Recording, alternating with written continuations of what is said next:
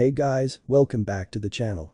This is a story about what if godlike Naruto salamence was in Pokemon. Before I start, please support for more amazing content and do consider subscribing to my channel and share this video with your friends. This is written by RIGBUTTER96 and link in description and support writer. Let's start the video.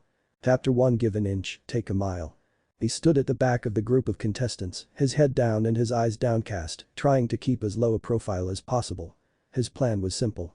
Compete, do enough to win some cash, then scram.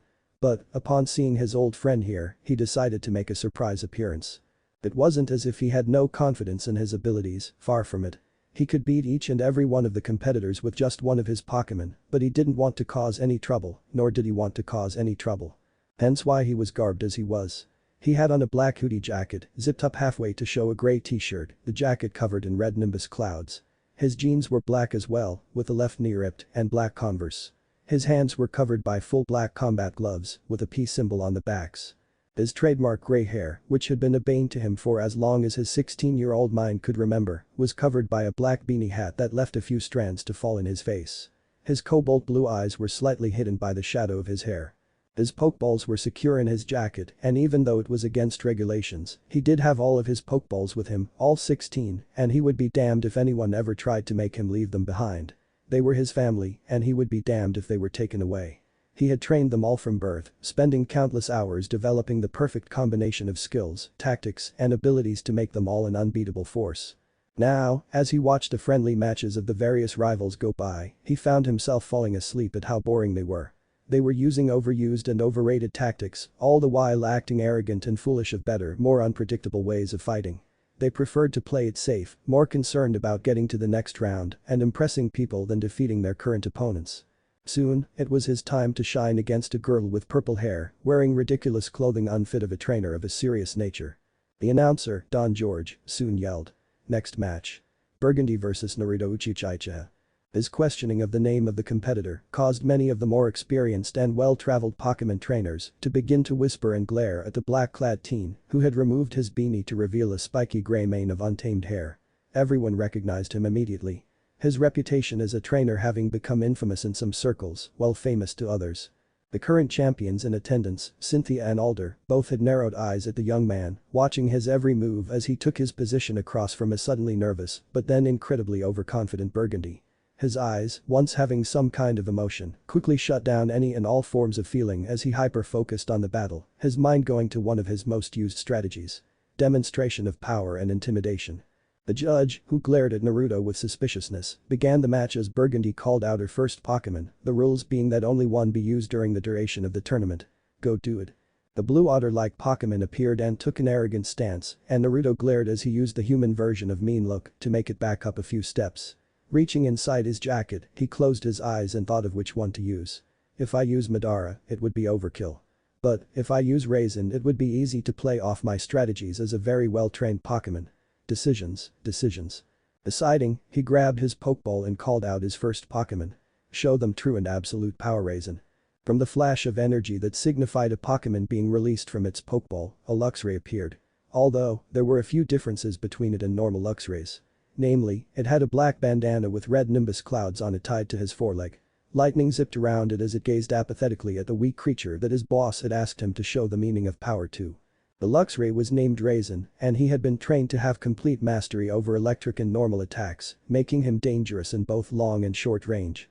Confidence and knowledge had almost literally been pounded into his head after the 3 years he had spent being trained and all of the wild and tamed Pokemon they had beaten over those years, not to mention him being one of the 6 Bijuu, as the master liked to refer to them as, which were the 6 he used most often in battle.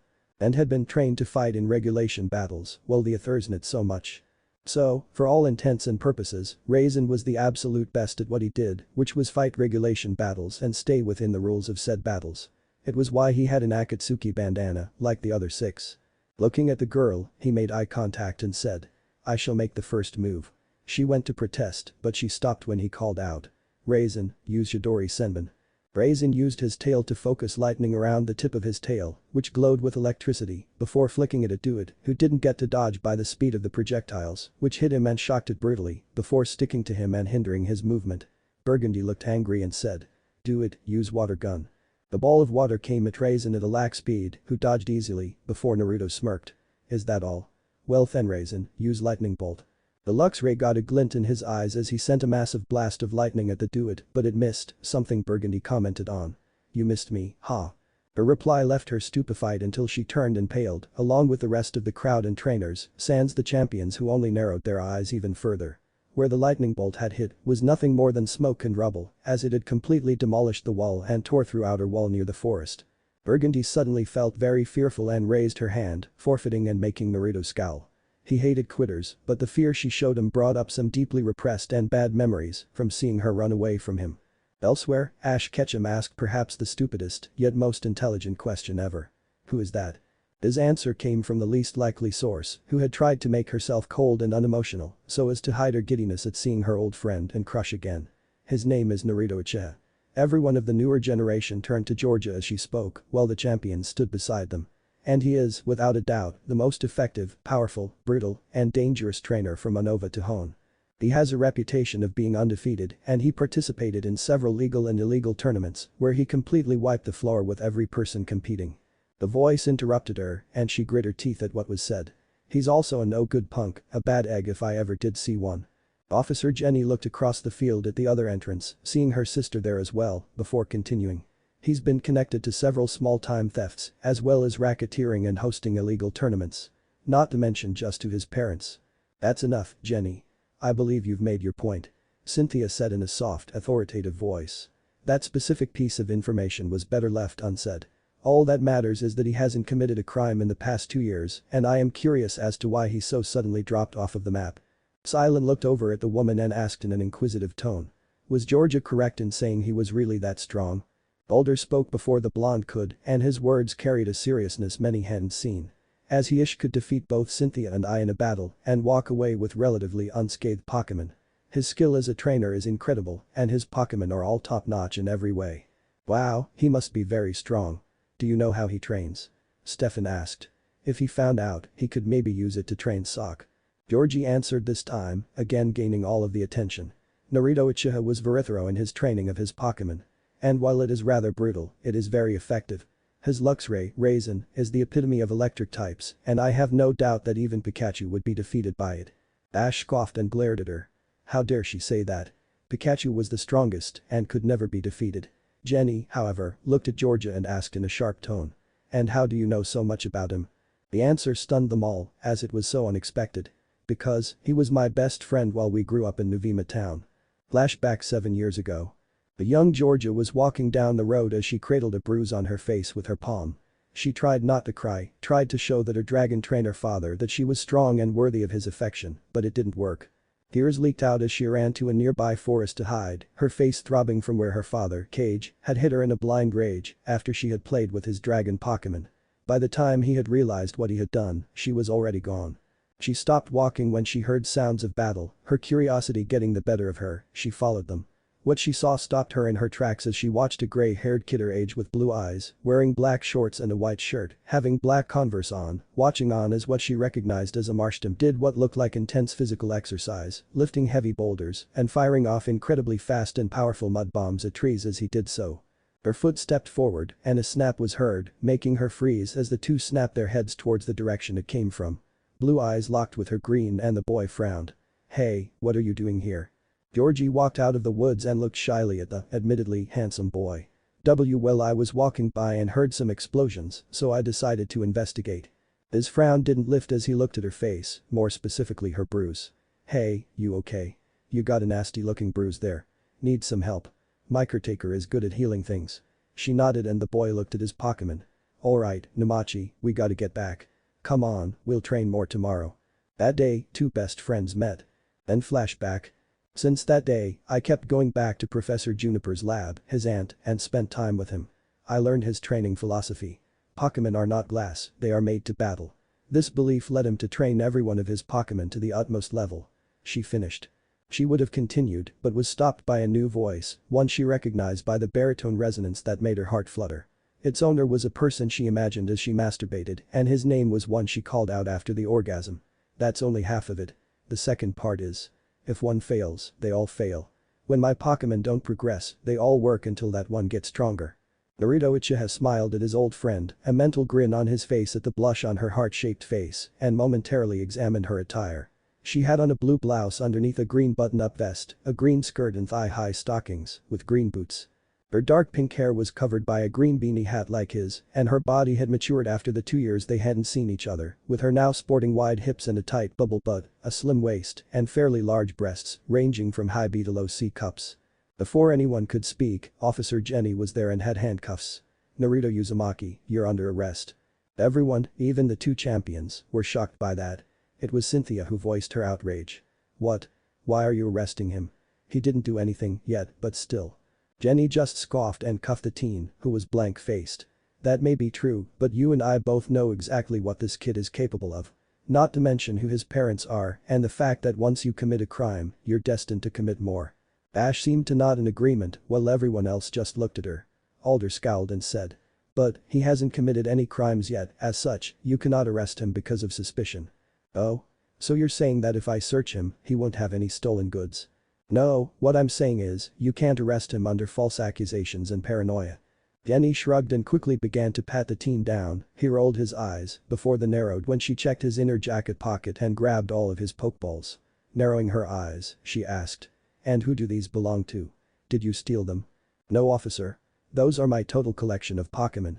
If you check the owner tags, it clearly states me as being the rightful owner," he answered, his voice not showing any of the annoyance he felt right now. After she checked them, she handed them back and continued her search before pulling out a piece of paper. Written on it was a message from his aunt asking him to ask Cynthia to follow him back to Nuvema town for her expertise. Seeing nothing wrong, she uncuffed him, but not before she said in a cold tone. "If you do anything out of line, my sisters and I will be the ones to put you behind bars." "Then I have nothing to fear, now do I?" he replied coolly. He had been read the riot act by his aunt, who was more like a mom to him than his own, about his less than good actions in the past. Who knew that such a calm and kind person can be a true demon when angered. After she left, there was an awkward silence until Cynthia broke it. "So here have you been for 2 years?" She got a deadpan expression for her troubles. "As blunt as ever, I see. Well, to answer your question, I was increasing the training of my Pokemon and managed to catch a very interesting one, too. So, I've been in the wild zone with my Pokemon, training and getting stronger with them." Georgia was wide-eyed as she looked at her friend and secret crush. The wild zone. It's completely dangerous there, and so many untamed and uncatalogued Pokemon are out there. That's why I went there, there's just no challenge fighting Pokemon that everyone else has knowledge of, and my Pokemon wanted a true life and death challenge. Yeah, it was dangerous, but I survived and grew way stronger because of all of the dangers there. My Pokemon became a new class all unto themselves, on the new frontier. There is, without a doubt in my mind, nowhere else that you could get my kind of training done other than there. Yeah, I do admit to it being rather cruel, but seriously, it was worth it." After he said that, a flash went off as one of his Pokemon forced itself out of its ball, revealing his Absol, named Yugimaru, looking exactly like a normal one, except for the same black bandana with red nimbus clouds on it on his front, upper left leg. He looked annoyed at Naruto, who raised an eyebrow as the Pokemon began to speak Absol. "Sorry, Yugimaru, but Raisin was the best choice to show power, but next time when precision is required, you'll be the first I choose," Naruto said, hoping to calm his rather eccentric Pokemon. One of the new girls, Bianca if he recalled, asked in an excited tone. "So, how many Pokemon have you seen?" Scratching the back of his head sheepishly, the Uchiha said in an embarrassed tone. "I managed to get all of Kanto, Hone, Johto, Sinnoh, not counting legendary Pokemon, and have about half of Unova to go. My aunt wants to put together the world's first full complete library of Pokemon. I've been helping her by finding and scanning every single one I come across." It was impressive, they had to say.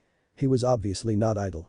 But, before they could continue, the announcer declared day 1 over and everyone left for their free rooms, including Naruto. But not before Georgia demanded a private discussion as to what he had been up to ever since they last saw, aside from his stay in the wild zone. She had some things to get off of her chest, and from the look in Naruto's eyes, he also had things he wanted to say, but couldn't. Later that night, Naruto sat outside as he looked up at the stars, cursing whatever higher being there was that his life had been jacked up so much before he had even been born. And because of his parents, he was denied even the smallest chance of ever getting truly close to his mother and father, and was raised, for the most part, by his aunt in Nuvema town. He didn't start his journey until he was 10, but he did start catching Pokemon at a young age, and his two oldest Pokemon, Numachi the Swampert and Shiza the Garchomp, had been his closest friends before he met Georgia, but she then and went to become a Dragon Buster in hopes of defeating her easily angered father, leaving him alone again. When he went on his journey, he had at first tried to steer clear of the seedier side of every region, but, after the beginning of his journey, he had been drawn in and became known as the Tyrant for his brutal defeat of anyone who stood against him. He had never had it easy, seeing as nearly every officer Jenny had it out for him and declared him a criminal, despite his actually small record of minor theft, and all because of his parents.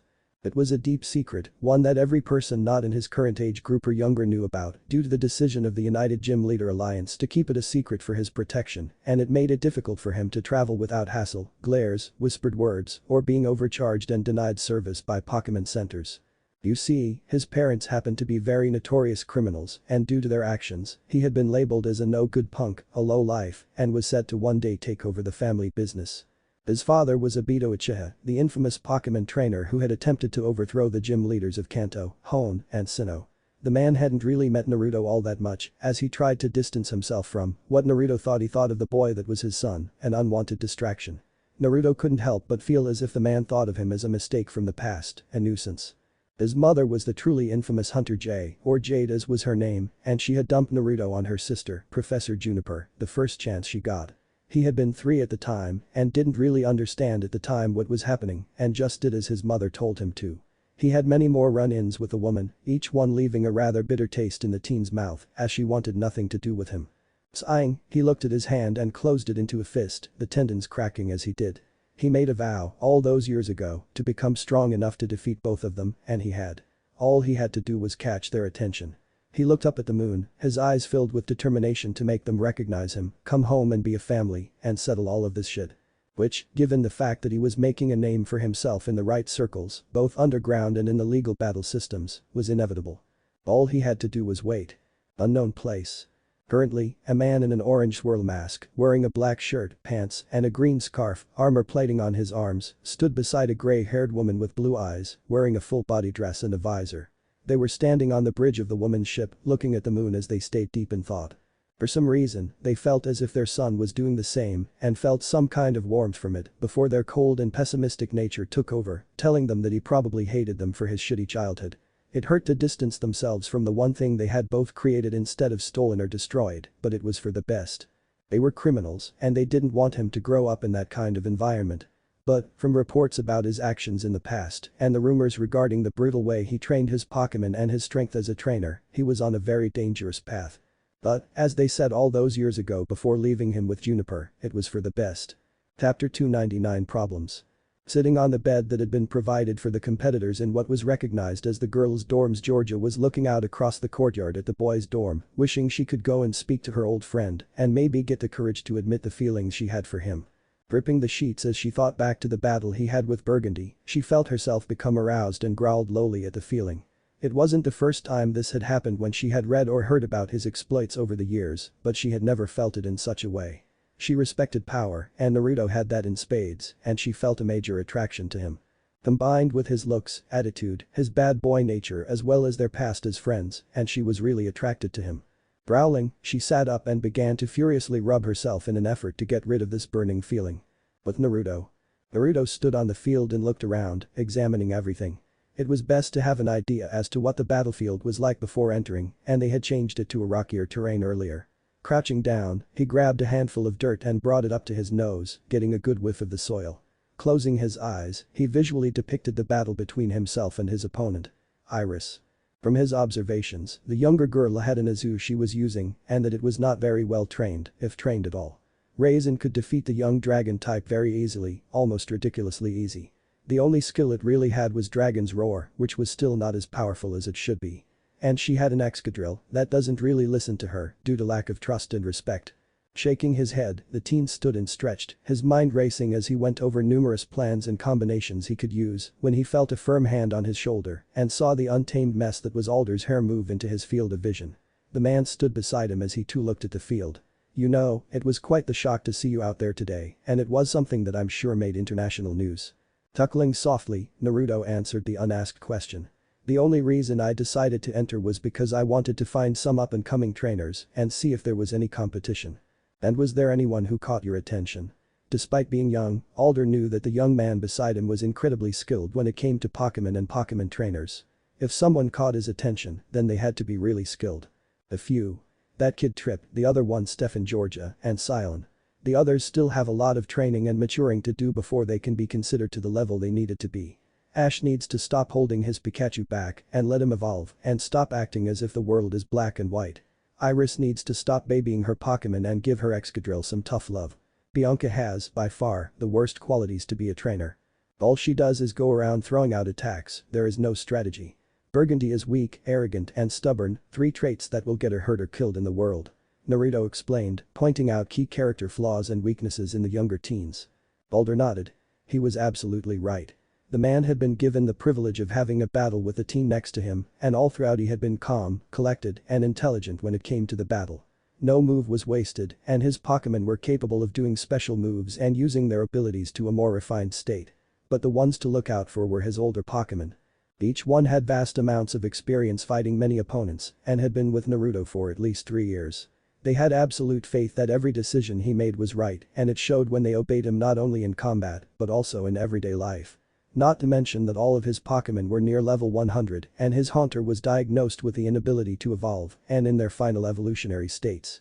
The guy took every battle, against every trainer, seriously, even if he did have a slight arrogant streak, and taught his opponents better ways that they could have fought. Well, what will you be doing once this tournament is over? Naruto shrugged and looked at the moon. Probably head over to Nimbasa City and check on some old friends, see what's going on in the Vine, maybe even challenge the gym leader there.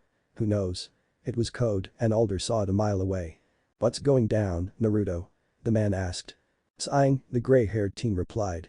My contacts have been informing me that some serious shit is going down. And it isn't Team Rocket because apparently they were hit pretty hard by this new threat and, in order to at least stay alive, they split and most scrammed back to Kanto. It was grave news and a very uncomfortable question, but he had to ask. When and where would this new threat be making its appearance? The answer chilled him. At the Unova League Championship. Apparently, there's this group of people calling themselves Konoha who have been looking to recruit strong Pokemon and trainers to their cause. And so far, they've been doing good in recruitment. How do you know this? As they invited me to join. Elsewhere. 3 figures sat in an abandoned warehouse as they contemplated on what they were going to do next. After the destruction of Team Rocket at the hands of Konoha, they had been trying to make some cash, but had come up short. Things were looking down for the 3 as they sat and tried to figure out what to do. Desi, why don't we try and find Naruto? He's guaranteed to have some jobs for us, and if he doesn't, he would probably know someone who did. The male asked. The female, Jessie, sighed as she shook her head. No one's heard from him in 2 years, James, and besides, how would we find him? It might be easier than you think. The smallest, a Pokemon, said. Cause apparently he made a comeback and fought in that tournament in town. Jessie and James looked at each other before they looked at the Pokemon. Miath, how far is the arena from here? Back with Naruto. Alder had bid him a good night and left go read his little orange books before bed while Naruto went back to his room. On the way, he stopped by the cafeteria and grabbed something to munch on, which happened to be an apple, and returned to his room. Upon entering, he was greeted to the sight of Cynthia waiting for him by his door, acting nonchalant. He opened his door and gestured for her to enter with a sigh before entering himself and closing the door. He looked at her out of the corner of his eye as she sat at the table and he went to his bag. I just know what's about to come, so let me change first. Grabbing his bag, he opened and grabbed a fresh black nightshirt before taking his off and revealing his muscular torso with 2 scars, one above his heart, the other across his stomach. Pulling the shirt on, he took his shoes, socks and pants off, revealing his crimson boxers. Sitting down, he stared into the gray eyes of his fellow Garchomp trainer. So what can I do for you? She raised an eyebrow and asked in a teasing voice. Does an older sibling need a reason to see her old partner in crime, Eugen? The gray-haired teen growled at her old nickname for him. Please didn't call me that. And besides, you're not my older sister. Wiping a fake tear away, Cynthia hid a smirk as she pretended to cry a little. Oh woe's me. My old partner doesn't care about me. What am I going to do now? A deadpan stare met her gaze before they both laughed. Wahahaha. Hey ha ha. Naruto looked at his old partner for a second as his mind raced back to when he first met Cynthia, right after she had decided to give the underground a try, looking for a challenge during her less than responsible days as a trainer. Flashback 4 years. A younger Cynthia walked down the hall of an abandoned factory, following a guide as he led her to the infamous tyrant, as he had been dubbed, in no small part due to his rather dangerous and powerful Pokemon. He used to keep order in his city, which was Fuchsia City. It was no secret that he ran shit, what with controlling the corrupt officer Jenny in charge of the town, as well as his ability to be the pseudo-gym leader, as it was up to him who got in and who didn't. She sought him out in the hopes of fighting him to see if he was all he was talked about. And when they entered the larger-than-expected main room, she found out why. He was sitting on a raised chair, which had been tricked out to look like a throne. He was a young kid, though, and that made her more confident arrogant. She watched as an Empoleon battled a Magmar and was slightly shocked when the water type beat the other into the ground. Looking up, she saw the penguin-like Pokemon looking at the kid who had his thumb raised sideways before her grinned cruelly and turned it into a thumbs down, signaling what the Empoleon was to do. It nodded slightly before it charged its beak drill and buried it into the Magmar's neck, killing it. So shocked was she barely noticed how quiet it got as every eye in the place was on her.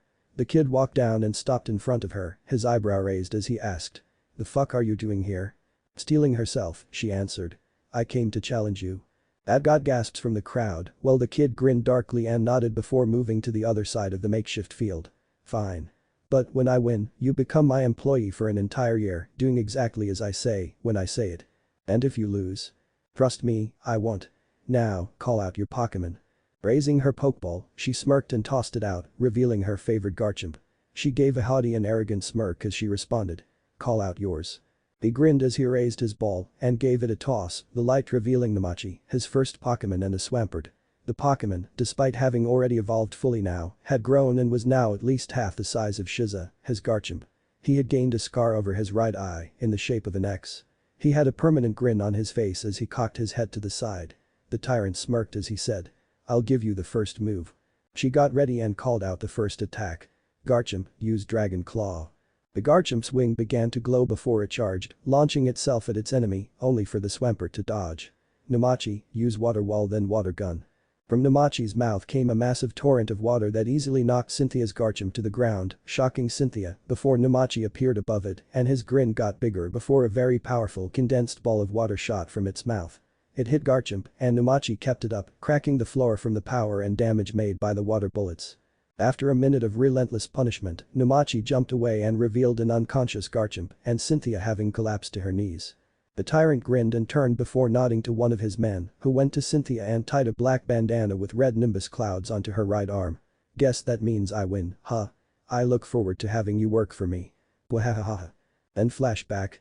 It had been then that Cynthia realized just how Naruto got the nickname Tyrant. He had agents, informants, spies, and henchmen everywhere, in every region, all of them contributing to the total sum of money that seemed to grow each day. During the first month of her stay, she had tried to resist, but that proved foolish, as he quickly and ruthlessly crushed any and all rebellion in her, in such a simple and cruel way. If she fought back, they fought and her Pokemon got a lesson. If she didn't follow an order, they fought and her Pokemon got a lesson. If she messed up, they fought and her Pokemon got a lesson.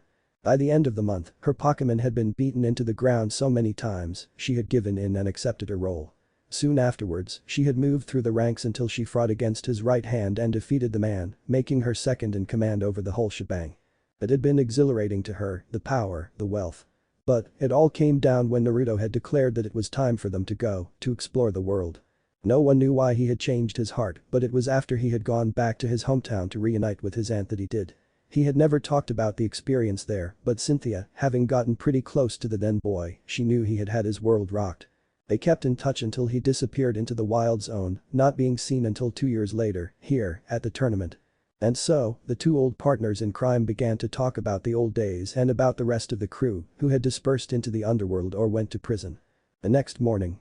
Naruto yawned as he fed his Pokemon Magikarp meat. His Pokédex had a storage function full of Magikarp meat he had collected in the wild zone, while the other had several capsules full of camping, hunting, fishing, and medical equipment, as well as hundreds of thousands of everlasting military ration packs, good for the rest of time, but tasting like the shit that shit shat out. He got one out and heated it with help from Shinju, and ate it quietly, already used to the taste. Hey, he was always on the go, watching his back, he had no time to cook shit. All he had time for was fast, easy-to-cook meals for himself and his Pokemon. Speaking of Pokemon diets, he hated those stupid Pokemon pellets. Yeah, they were nutritious, but they didn't actually help the Pokemon any, only providing a set amount of nutrition and protein for the carnivorous Pokemon he had caught, who were used to eating fresh meat, and he had ensured to provide a constant supply of meat from the numerous Magikarp that had managed to survive in the wild zone without dying. He had no idea why everyone was so set against eating the stupid things, the only redeeming feature they had was their evolution to Gyarados, and even then they were fairly easy to beat and then eat. Yup, that was his motto for his Pokemon. If you don't beat it, you don't eat it. He looked over all of the information he had on Georgia and decided he was going to use one of his special Pokemon, one of his first 6. He wasn't going to use Raisin due to the fact that Georgia knew all of its combos and abilities and he was being put into the reserves for now. No, he was going to use one that he guaranteed would win and piss off Iris. Later. Naruto watched all of the matches and shook his head. He was right in his evaluation of the others and had to sigh in disbelief from seeing Ash lose to Georgia, all because he couldn't understand that just forcing your way through wasn't always going to work. Silent had managed to impress him and he gave a respectful nod to the green-haired teen, who nodded back. Well, it wasn't friendship, it was a mutual respect between two people. Soon enough, it was time for his match, and he looked on boredom as Iris called out Azu, who tried to put on a brave face. He smirked and brought out his Pokeball before giving it a toss. Madara, show them why you don't fuck with us. From the light came a very mean-looking salamence who had a permanent glare on his face as he looked at the insect who cowered before his awesome might. The dragon type looked back at his trainer with a raised brow and Naruto gave a nod. Ah. So that was why he was called out. He was to teach this young insect what happens when you face a true dragon. He looked at the girl who had the gall to call this pathetic excuse for a weakling a dragon type. But, the true thing that made the salamence furious was the confident look on her face that such an inexcusable Pokemon of weakness could be called his equal. Out of all the Pokemon he could have chosen that day, out of all the others that were there, he had picked him. His master, his trainer, his brother. And by all things he would show that man, his trainer, exactly why he had been chosen. Why he was given the name he was so proud of, why he was Madara. He was Madara the Salamence, Pokemon of Naruto the tyrant Uzumaki. No one challenged him or his brothers and got away unscathed. At the call of begin, Naruto called out the beginning attack that would set the stage.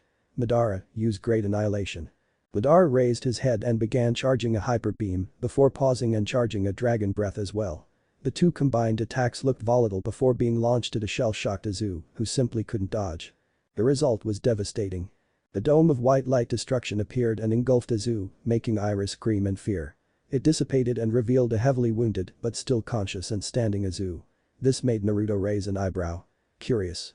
Maybe Iris wasn't such a bad trainer after all. You know that has got to be one of the most courageous Pokemon I have ever seen. In respect of that, Madara, finish it with Dragon Claw. Madara nodded, finding a small amount of respect for the smaller dragon type before disappearing and reappearing with his arm glowing before swiftly knocking the Pokemon unconscious. In a show of respect, Madara picked up the Azu and deposited the smaller Pokemon into Iris's arms. Recalling his dragon type, Naruto walked back to the stands, but not before he heard the next match. Will Georgie and Ash please come to the arena? Naruto looked over and didn't like the dark smirk on the younger kid's face as he walked over, his Pikachu nowhere to be seen. Crossing his arms, he gazed at the match. It was going good for Georgia until Ash called out his Pokemon, revealing a Donphan. Without warning, he called out a special move he had made after seeing Naruto battle. Donphan, use Fire Wheel then tackle. Doing as told, Donphan attacked Georgia before her Pokemon came out, wounding her badly as the Pokemon was recalled and the younger teen ran away, even as Naruto ran to Georgia and after checking her pulse and finding it, brought out Madara to get them to the hospital, while everyone else just gaped in shock at the strange actions taken by the normally kind kid. Naruto was the most shocked and upset, having not expected such an illegal move to come from the younger teen, and he certainly wasn't expecting him to run. As they flew, he tightened his grip on Georgia, holding her closer as Madara landed and he barged into the Pokemon and Trainer Hospital Center. Nurse Joy. Help. We've had an incident. Nurse Joy turned and saw Georgia's state before ordering a gurney from a nearby Chansey, who nodded and got one, where Naruto laid his burnt best friend. From what he saw of the damage, she had first and second degree burns on her chest, her jacket and shirt having been burnt away, revealing her scorched bra, and she was breathing hard as she lulled to and from consciousness. Standing back as they took her away for surgery, Naruto turned to Madara and thanked him for the swift flight before calling him back into his Pokeball. Sighing, he sagged into a nearby chair. Closing his eyes, he remembered the sight of Ash running and the victorious grin he had sent Naruto as he did so. Apparently, the little creep had been planning something since he had been shown he didn't have the best electric type around and had seen Naruto's familiarity with Georgia. Clenching his fist tight enough to draw blood, Naruto heaved a sigh and opened his eyes, meeting a just now arriving Cynthia and Alders, while the other competitors also came by. Sorry, but he got away. He had a Charizard waiting for him and took off after Hiran and you left. The tall blonde said. Silent, feeling it necessary to do so, apologized to Naruto with a bow. I'm so sorry. We had no idea he would do that. If we could have done something, we would have. It's alright, it wasn't you who ordered the attack. But know this, Ash is as good as dead. I'll be showing that little bastard what happens when you fuck with the tyrant. You will do no such thing. A new voice said as Officer Jenny walked in.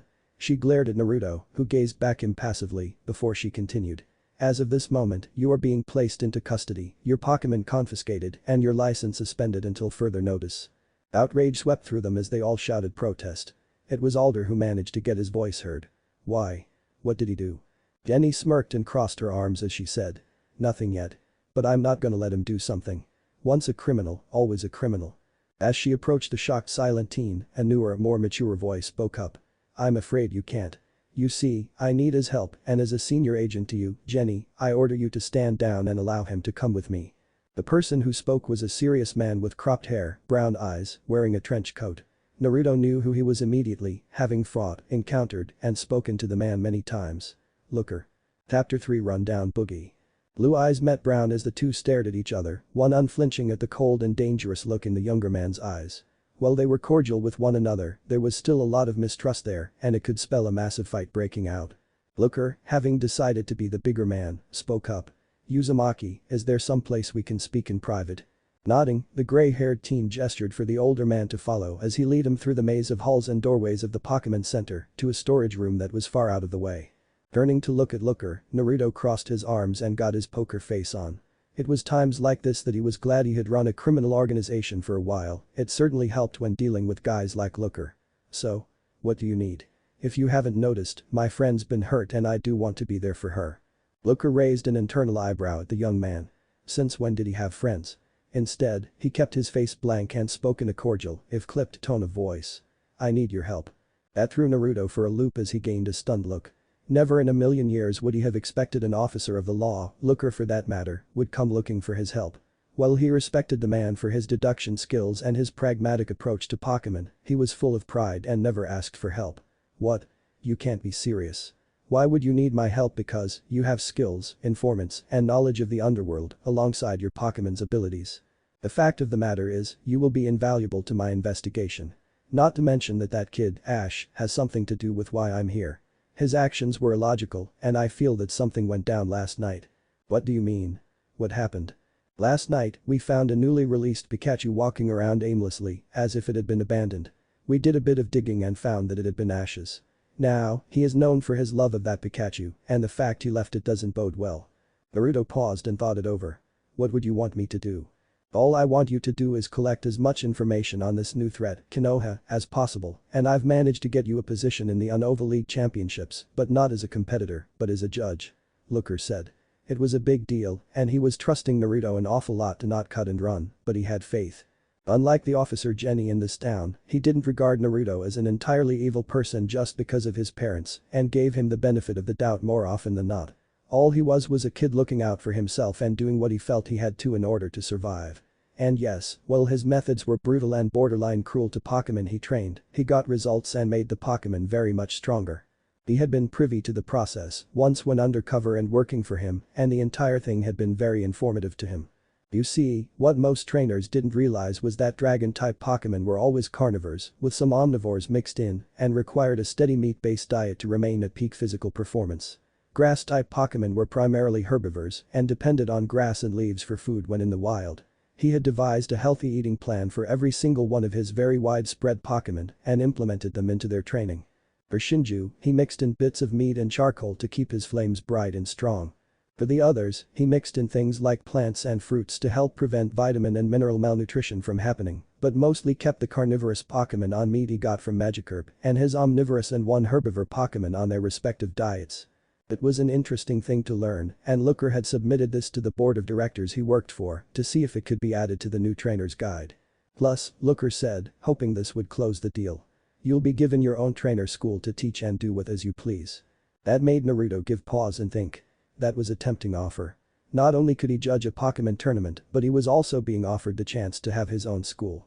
He could teach trainers how to raise Pokemon his way and get rid of the weak ones out there, if only slightly. He extended his hand for a handshake, and Looker did too. Grinning, the teen said. What do I do first? Later back in the waiting room. Naruto was, once again, sitting in the waiting room of the Pokemon Center drinking a cup of coffee as he did. After his little meeting with Looker, he had gone back to wherever he came from, most likely to report Naruto's cooperation, while the teen himself awaited news on his female friend. At first, it had shocked him at how much he actually cared for her, even after all these years. She had been his first friend ever and had even trusted him by telling him her family problems. She had been his first crush, as well as his first wet dream, and it made him feel weird that she was hurt. It was like he was worried for her, and he was, but it was much worse than that. She could have died. She could have died and left him all alone, to live the rest of his life an angry, bitter person. She could have died and he would have been powerless to stop it. Sighing, he watched as a younger Nurse Joy, not much older than him, walked up to him with a smile. She'll be fine. A little shaken up, but fine. She's been asking about you. Were there any complications? No. She'll be 100% fine. Although, she will need more clothes soon. But, I did lend her some, so no worries about seeing her naked. Naruto looked at her as his mind raced, picturing a naked Georgia sitting on the hospital bed provocatively. Faster than the nurse could track, he wiped his bleeding nose and followed her to the patient's room. And there she was, sitting quietly and patiently for the nurse.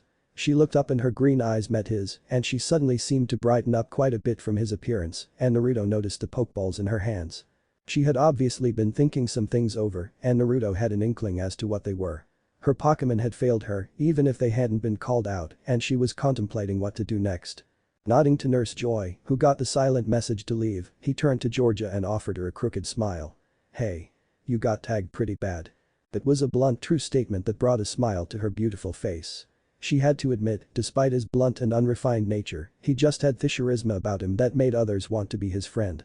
He continuously denied it, but he was just a good leader. Yeah, guess I did, didn't I? Shifting to sit in a nearby chair, Naruto leaned forward and grabbed a pokeball and examined it in silence. He was quiet for a few moments before he spoke up. I'm sorry. Georgia raised an eyebrow at him. For what? I wasn't fast enough. I should have seen it coming. And you got hurt. Understanding swept across her features as she realized what he meant. Naruto, despite how smart you were an idiot. He looked at her and his eyes twitched at that. You can't blame yourself for what that boonie did. He decided to commit assault and is now on the run. Naruto snorted in amusement at the name for people from Kanto, which, aside from a few people he had met, which included Professor Oak and Delia Ketchum, was full of the most ass-backward people in the world. It was one of the reasons they were called the boonies. Yeah, but I could have stopped him. If I had been faster, even if by a small margin, you wouldn't have been hurt. Sighing, she gently took his hand and held it in her own much smaller one. It's okay. I forgive you. He smiled softly and gripped her hand tighter, focusing on the next step. The next day. Georgia had been released with a full and clean bill of health, and except for some tenderness from some mild burns, she was going to be fine.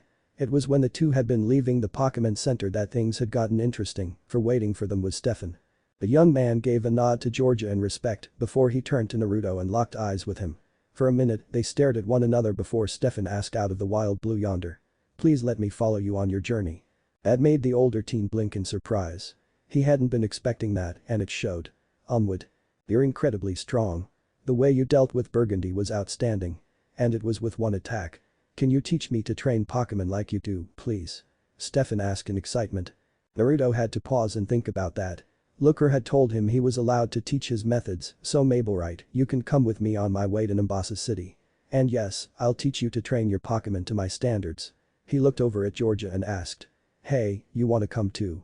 Said girl nodded and smirked as she rested a hand on her hip. Willie guess so. After all, I have to make sure you don't do anything stupid. Two deadpan stares met hers and she felt uncomfortable for a second. It was Naruto who spoke. Georgia, you have the worst temper out of all of us. She gave the two the glare that put fear into the hearts of men, known as the super female death glare of death and doom. The two males suddenly felt very small and nervous, while nearby females laughed at their misfortune. Before the pink-haired teen could begin to scold the two, running footsteps were heard as two more people showed up. It was surprising to see both Silent and Iris here, but Naruto shrugged and looked at them. Yo. What you guys doing here? Iris answered for them. Willie was hoping you could train me to be a dragon master. Silent here wants to explore the world more. You seemed like the better option than Bianca or Burgundy, so here we are. Blinking, the gray-haired teen looked back at Georgia and asked. You are still a dragon buster, right? At her nod, he turned and I smiled at Iris. Then welcome aboard. At least now we can have a cook and a forager.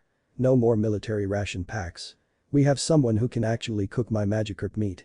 Raising a hand, Stefan asked. Why do you have Magikarp meat?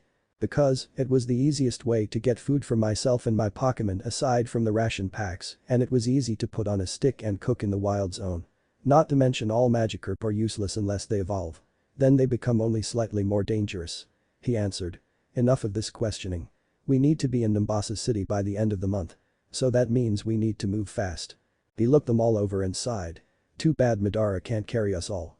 If it had been just 3 of us, then no problem. We would have been there faster than shadows. But shit, we have to walk. Did you ride your salamence all over the regions you explored? Silent asked as they made their way out of town. It was a fair question. Walking all that way would have been really difficult and he didn't seem to own a vehicle. No, not really. I only ride Madara when I need to get someplace fast. As it stands, we have some time to get there if we continue to follow this route, but it would take us too close to Freezer Lake. Naruto said, his voice usually calm and neutral, showing a deep hatred of this Freezer Lake. Why do you dislike this Freezer Lake so much? Because it's home to nothing but ice-type Pokémon, who I hate. They have a bad habit of freezing things that annoy them, which pisses me off. And considering that a good portion of my Pokémon aren't fire types, I'll be at a bit of a disadvantage. Plus I hate the cold. It was bad enough that it got really cold at night in the wild zone, but to willingly walk into a place with freezer in the name is crazy, not to mention ice types seem to dislike me just like Magikarp and Gyarados do. Food for thought. Naruto answered in a nonchalant manner. It was true, too. No matter what he did, no matter how warm he made himself, he was still too cold in places covered in snow. Georgia gave a nod to both Stefan and Iris after they looked at her inquisitively. It had been a recurring theme in his life that her Beardic didn't like him and went out of its way to mess with him. It was also a recurring gag that Naruto would dress in an overabundance of heavy and warm clothes to stay warm, no matter how cool or cold it got. Frankly, it was ridiculous. But it was also funny as hell. Several hours later. Naruto stopped and looked around before spotting a clearing nearby. Pointing over to it, he told his new group that they would stop there for the night. They all sighed in relief. Naruto set a rather brisk pace and didn't let them stop for anything, keeping them moving constantly, except for bathroom breaks. His logic stated that if you could hold it for hours, then you have the endurance to stand still and fight a Pokémon battle for up to, or over, an hour. Claiming a spot, Naruto immediately had everyone set up tents for the night before he got down to the training. Alright, now, since Iris needs it more, this first session will focus primarily on dragon types. Turning to the long-haired girl, he began one of many future lectures. Now, dragon types are very powerful once fully trained and have mastered at least half of their attacks. Now, what you and any of your dragon Pokémon need to remember is that it is a give-and-take relationship. Pulling out Madara's Pokeball, Naruto released his salamence and gently rubbed its snout. Dragon types are very arrogant and will charge into a battle without any kind of plan of attack. Now, to combat this, when a zoo evolves, you have to lay down the law and force it to listen to you. How? The girl asked. Well, I made Madara submit to me. I did that by having a non-dragon type beat his ass. Oh, okay. So you're saying that my Excadrill will have to defeat my Fracture? Pretty much. But before then, we need to get the zoo up to snuff. To do this, make it run 50 laps around the entirety of the field. She gaped as he continued, his eyes closed and his arms crossed. Come to think of it, you need to get in shape too. So, you'll be running with him. What? Why? Because, if you can't carry the burdens of your Pokémon like they carry yours, and if you can't at least keep up with them, then they will never respect you. His words rang true, and Stefan called out his prized sock and had him do push-ups with him, while Silent had Pansage DP sit-ups with him. Georgia, having already done something similar, decided to sit back and treat her still recovering burns while reading a book. Naruto, having decided he wanted to train some of his Pokémon too, recalled Madara and brought 2 other Pokeballs. In a flash of light, his 2 swordsman Pokémon appeared. The first was Tsuin, his Scizor, the second was his Marowak, Gunji. Alright. The 2 of you will fight until first blood is drawn. Anything except for kill shots go, and I expect to see some bruises on the 2 of you. No begin. The 2 were off, with Gunji hefting the massive bone he carried over his shoulder and swinging it like a Zanbato. It moved fast for its respected size and brought the club down, cracking the ground and making Tsuin unfurl its bug-like wings and hover quickly away before streaming back towards Gunji, who used the bone club to block and strike back. They traded blows for a while until Tsuin used his superior speed and outmaneuvered Gunji, who got a small cut along its belly, making it bleed slightly. Calling the match off, Naruto recalled Tsuin and looked at Gunji before pointing off into the woods. "Don't come back until you can bring down 5 Pokemon and get your own dinner." Gunji nodded, already knowing how things were done, before he took off. Later. Naruto gave a nod of approval to Gunji as the Pokemon came back with its omnivorous dinner, which consisted of some plants and berries, along with a Magikarp that was dead. He made it painfully obvious that they had to work for dinner and that he wouldn't baby them at all. Doing that gave them a handicap, made them dependent.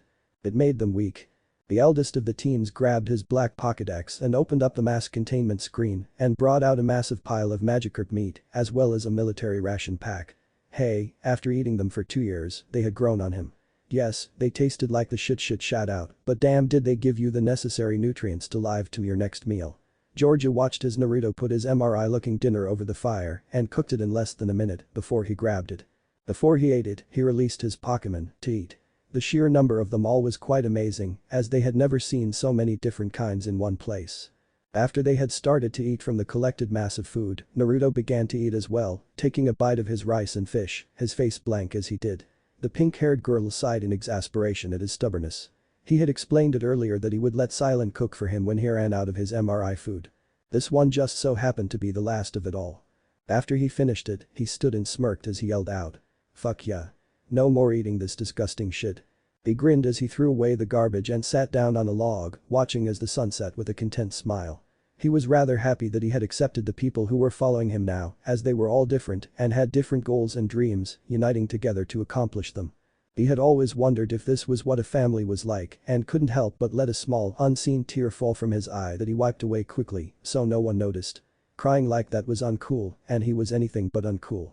He was Naruto Uchiha, the most fuckmothering badass in the world. He didn't cry.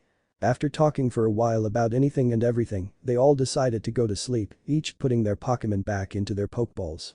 Naruto, instead of getting a sleeping bag, climbed into a tree and relaxed against the trunk, letting the cool breeze touch his face. Tomorrow they would be at Freezer Lake, and after 2 days of azripping cold wind, they would be in Mombasa City, where he could speak to his contacts. Far across the region. Obito Uchiha sat in a tree, relaxing after a busy day traveling.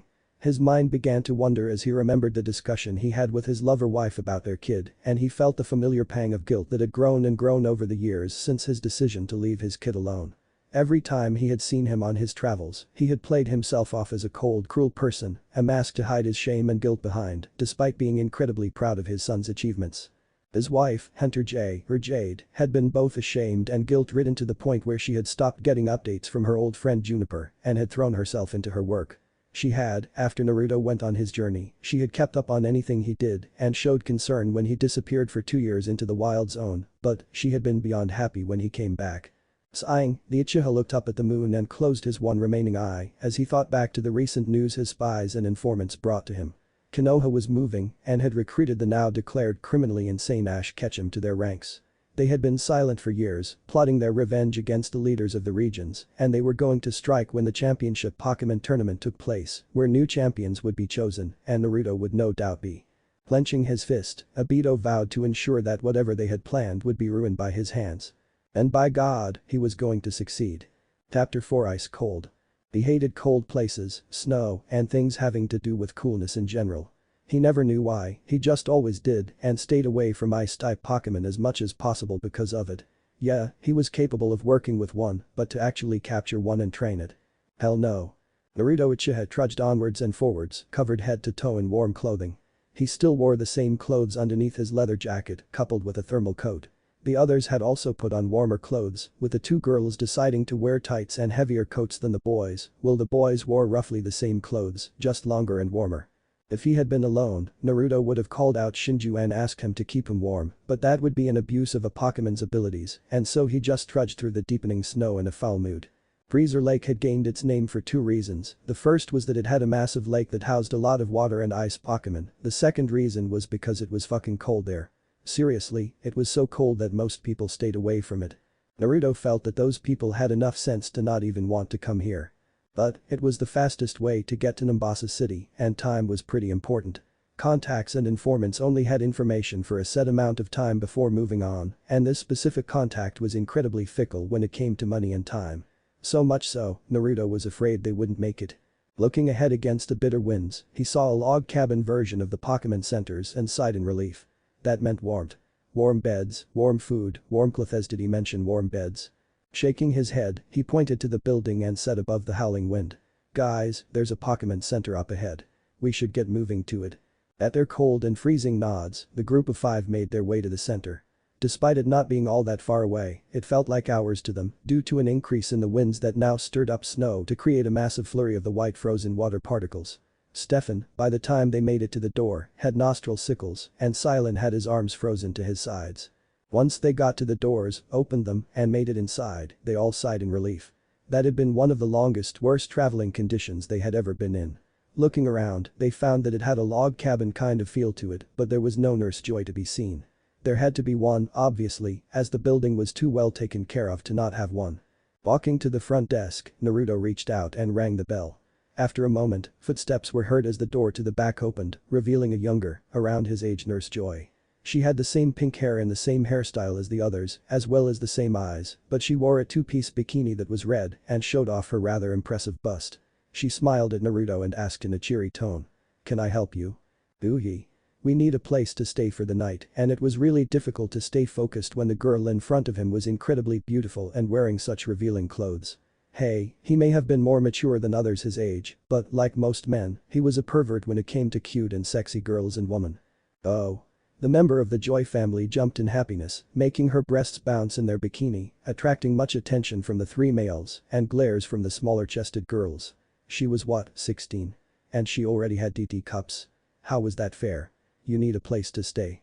Well, it just so happens that we have rooms available. Excuse me, but is there anyone else staying here? Iris asked politely, trying to at least be civil and not be depressed about having the smallest chest out of all the girls here. Yes, there is a group of 2 trainers here with Amiyeth, too. They checked in a bit before you did. Joy said after checking the books. Naruto perked up at that. Next question. Why are you in a bikini? Georgia asked, trying to hide her annoyance at the scandalously clad girl. She had a nice chest, not too big, not too small, just right for her. But, as she was a competitive person, she did like to have a challenge. Joy paused to think before she replied. Well, it gets so cold here that I converted the back room to an oasis. I was tanning when you arrived. Oh, that made sense. Just randomly having an oasis in your back room, yeah, it made total sense. But hey, who were they to complain?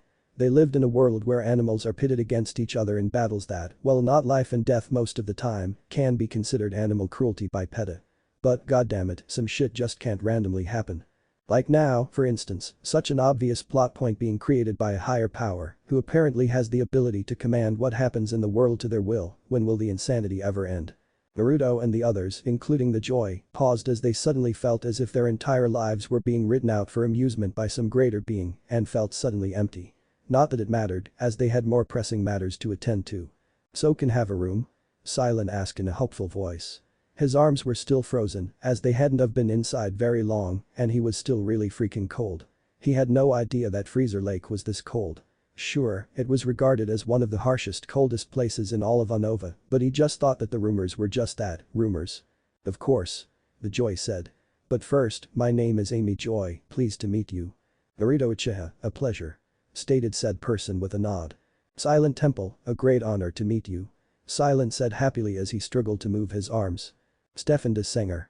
The Redeed said. Georgia just waved. My name's Georgia. Iris. It's great to meet you. The ever-energetic girl said enthusiastically, as if she wasn't as cold as the others. Well, follow me to the main lodge and we'll warm you up. I just need more appropriate clothing. Amy said in a happy tone Joys were known for. It wouldn't do for me to walk around in such indecent attire. They nodded and she went back into the back room before she came out in the regular Nurse Joy uniform, except the white parts were black and the pink parts were purple. It was kind of a nice change from the boring pink and white, and Naruto had to admit it looked pretty cute. Aim seemed to be way different from the normal Nurse Joys, and it was quite terrifying to him. They followed after her to the main lodge and were all pleasantly surprised to find that it was much warmer and brighter than any other Pokemon center they had been to. While others had grey, metallic walls, this one kept the wooden cabin feel and gave off a winter lodge sort of warmth. Large, overstuffed couches and chairs surrounded a fireplace, and there was the smell of hot chocolate in the air as they all sat down and warmed up in the nice heat. And Silen's arms thawed, much to his pleasure. It was such a nice atmosphere that Naruto found himself falling into a hazy sleep, something he was grateful for. It had been some of the absolute most insane and chaotic days in his entire life, and he had noticed that he was missing a lot of sleep because of the stress from them all combined. So, in all actuality, it was a blessing to be able to fall asleep so easily and so fast. And while his dreams would be far from sugar plums dancing in his head, it sure as hell wouldn't be as bad as the fucking cold. Seriously, it was way too cold here, even for Freezer Lake. There had to be some reason for the freakishly horrid cold that permeated the warm interior of the Pokemon Center. It was something he would have to look into when he had the time. A little later. Everyone in his group had rested and were ready to go, but Amy had stopped them and basically ordered them to eat breakfast with her and the other guests. Not being one to turn away a free and offered meal, Naruto had all but forced each of them to breakfast after they had all gotten into their warmer clothes. They followed the member of the Joy family as they traversed through the building, all the while smelling a delicious breakfast that had been prepared. It's been quite a while since I've had any kind of visitor, so I made a large breakfast for everyone to enjoy. Thank you, I'm certain it will be delicious. Naruto said, seeing as everyone else was still grumbling about being woken up at such an early time of the morning, unused to the schedule that, apparently, both Naruto and Amy seemed to both have. Naruto just naturally rose with the sun and grew tired when it went away so as to maximize all of the hours of daylight he had. Amwilsh was just an early riser. Entering the dining room, they saw what had to be the strangest group of people they had ever seen. It wasn't so much their clothes that made them strange, nor their appearance, but how different they acted, and yet they all seemed to be related. The first man was, without a doubt, a large kabuki actor. His clothes just screamed he had a flair for the overdramatic, and the way he was gesturing wildly around with his chopsticks as he ate rice was proof enough. Coupled with his long white hair and the red markings on his face, he looked rather comical. Beside him was a polyswag who followed the man's actions, like they were rehearsed. The second man was pale, incredibly so, with slitted eyes like an arbok-colored golden, and long dark hair. Something about him seemed off and disturbed Naruto deeply as he shivered at his appearance. Beside him was a toxicroak. The next one was an incredibly well-endowed woman, seriously, her breasts were incredibly and ridiculously large, almost comically, and Naruto had no doubts that she could crush a can of Coke with just her boobs. She had a pig knight next to her, and it was dressed in a vest and a beaded necklace. It was rather awkward, Naruto realized that they had entered just when the big-breasted woman had slugged the white-haired man across the face, showing a very frightening amount of strength as she did, and her pig knight slugged the polyswag, too. Afterwards, she sat down with as much female dignity as she could and waited for the new arrivals to sit down before she began to eat. After everyone was seated or reseated in 2 cases, introductions were exchanged. The first to speak was the blonde woman as she looked at the group and smirked arrogantly. "Why, hello. My name is Tsunade Senju, a pleasure to meet you." The Arbok-like man smirked as his gaze remained fixated on Naruto, who shivered in veiled disgust at the desire in his eyes. "My name is Orochimaru." That name sent warning bells off in Naruto's head, and when he combined them with the woman Tsunade he realized exactly who the last man was. "My name is the noble sage Jiraiya.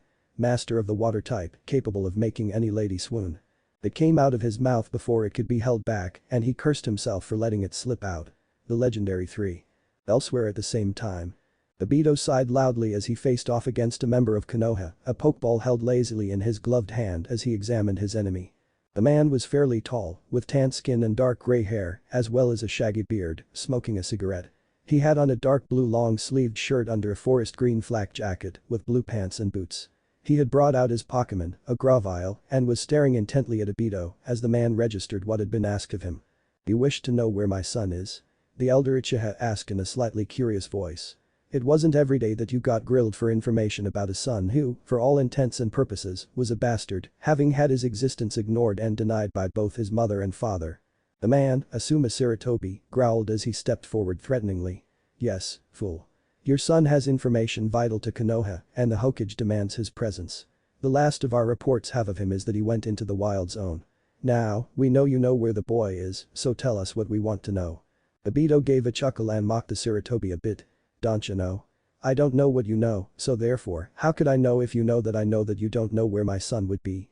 If anything, it was a good distraction to confuse Asuma and give Obito some time to make a strategy for his Pokemon. Asuma smirked as he replied. I know that you know that I know that you know that I know that you know that we don't know where your son is, therefore, you must know that we know that you know that we know that you know where your son is." Nodding, the masked Uchiha replied. "But, if you know that I know that you know that I know that you know that I know, and I do know that you know that I know that you know that I know that you know that I know that you know, coupled with the fact that you know that I know that he knows that I know that you know that I know that you'll be unconscious in the next 5 seconds." True to word, in the confusion created by the distracting and pointless conversation the two men just had, Obito had let out his Pokemon in secret and sent it to attack from behind. It was a Drudigan and not all that sneaky, but it certainly got the attention of the Konoha agent and his Gravile as it used Giga Impact on them. Asuma didn't know what hit him as he was sent flying into a tree, his Gravile having been unprepared, had taken a massive beating and was in need of immediate attention. As for the man himself, he had, at least, both arms dislocated, several cracked ribs, and 2 compound fractures in both his legs. His stomach was mangled from the rocks and shrapnel sent flying by the attack, and he absently wondered, in his pain-riddled mind, if it was a family trait to have incredibly overpowered Pokemon capable of defeating strong opponents with incredible ease.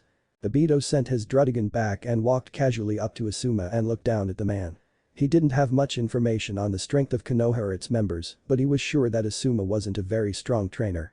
If the Sarutobi was a weak trainer, then what was a strong one?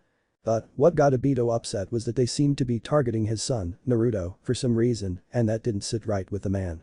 Yes, he wasn't there for the teen. Yes, he had ignored the needs of the family he left behind in exchange for following his dreams. Did that mean he didn't love the tyrant of Pokemon? No. He loved his son very much. So much to the point that he had protected the boy by not associating with him and leaving him with Jade's sister, Juniper. He cared so much, he had sent several of his informants to the task of following the teen standing in the underground of the world. It had made him proud, however slightly, to see that the teen had become so infamous. His mother on the other hand, well, she had her own reasons for leaving him with her sister. Some of them stemmed from her line of work as a Pokemon hunter, but most of them from the fact that the kind of life she led was not a very good place to raise a child, and there's no telling just how fucked up Naruto would have been had he been raised by either of them, alone or together. Obito carried the sins of his former friends on his shoulders and hid behind a mask, both physical and metaphorical, to hide his shame and disgrace behind. Jade was just unaccustomed to caring about anyone other than herself all the time and had been very worried and anxious all during her pregnancy. Those worries hadn't left her, and Obito knew for a fact that she had some kind of spy looking after Naruto. Having lived through the Red Ribbon Rebellion, Obito understood that the generation his had given birth to lived in a very bright, happy time, with any and all dangers immediately subdued. This policy of hiding away the darkness had worked to an extent, but the festering wounds of the past were coming to light in the form of Konoha. From what the Uchiha knew, Konoha was built by the Red Ribbon Rebellion army, whose policies were that of complete subservience of any and all Pokemon to their will. It was a cruel, hate-filled world they wanted, and by all things they were going to try their absolute hardest to bring the current order to its knees. Sighing at finding Asuma had fallen unconscious and knowing he was going to die soon, Obito stood and began the walk back to his current camp, his mind on matters of both duty and family. Back with Naruto.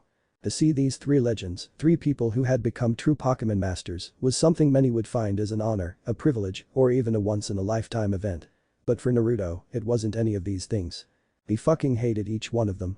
Having had several run-ins with the legendary 3, he knew firsthand what kind of people they were when not around their fans or crowds. Despite their good and heroic actions, all 3 had a hand in something that guaranteed them a personal spot in hell. Orochimaru, despite being considered one of the foremost experts on poison-type Pokemon, was a dark, twisted man who preyed on weak Pokemon and people. The White Snake, as he was called, had committed thousands of cruel and unusual experiments in the hopes of combining the powers of Pokemon to humans, so far being unsuccessful. Not to mention the pleasure he derived from small boys.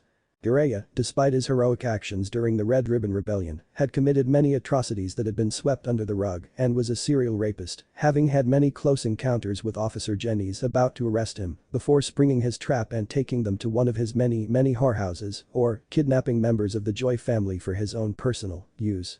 Tsunade was, without a doubt, the biggest drunk in the world, as well as a bad gambler, having gambled away nearly all of her family's fortune until she had been disowned. Since then, she had become a bitter old woman, brutally demeaning anyone who thought themselves a better coordinator than her. She was a petty, cruel woman who had made many girls nearly kill themselves. So, you may understand just why Naruto was on edge. To see all 3 together, when he knew they hated each other, was concerning and sent his survival instincts into overdrive.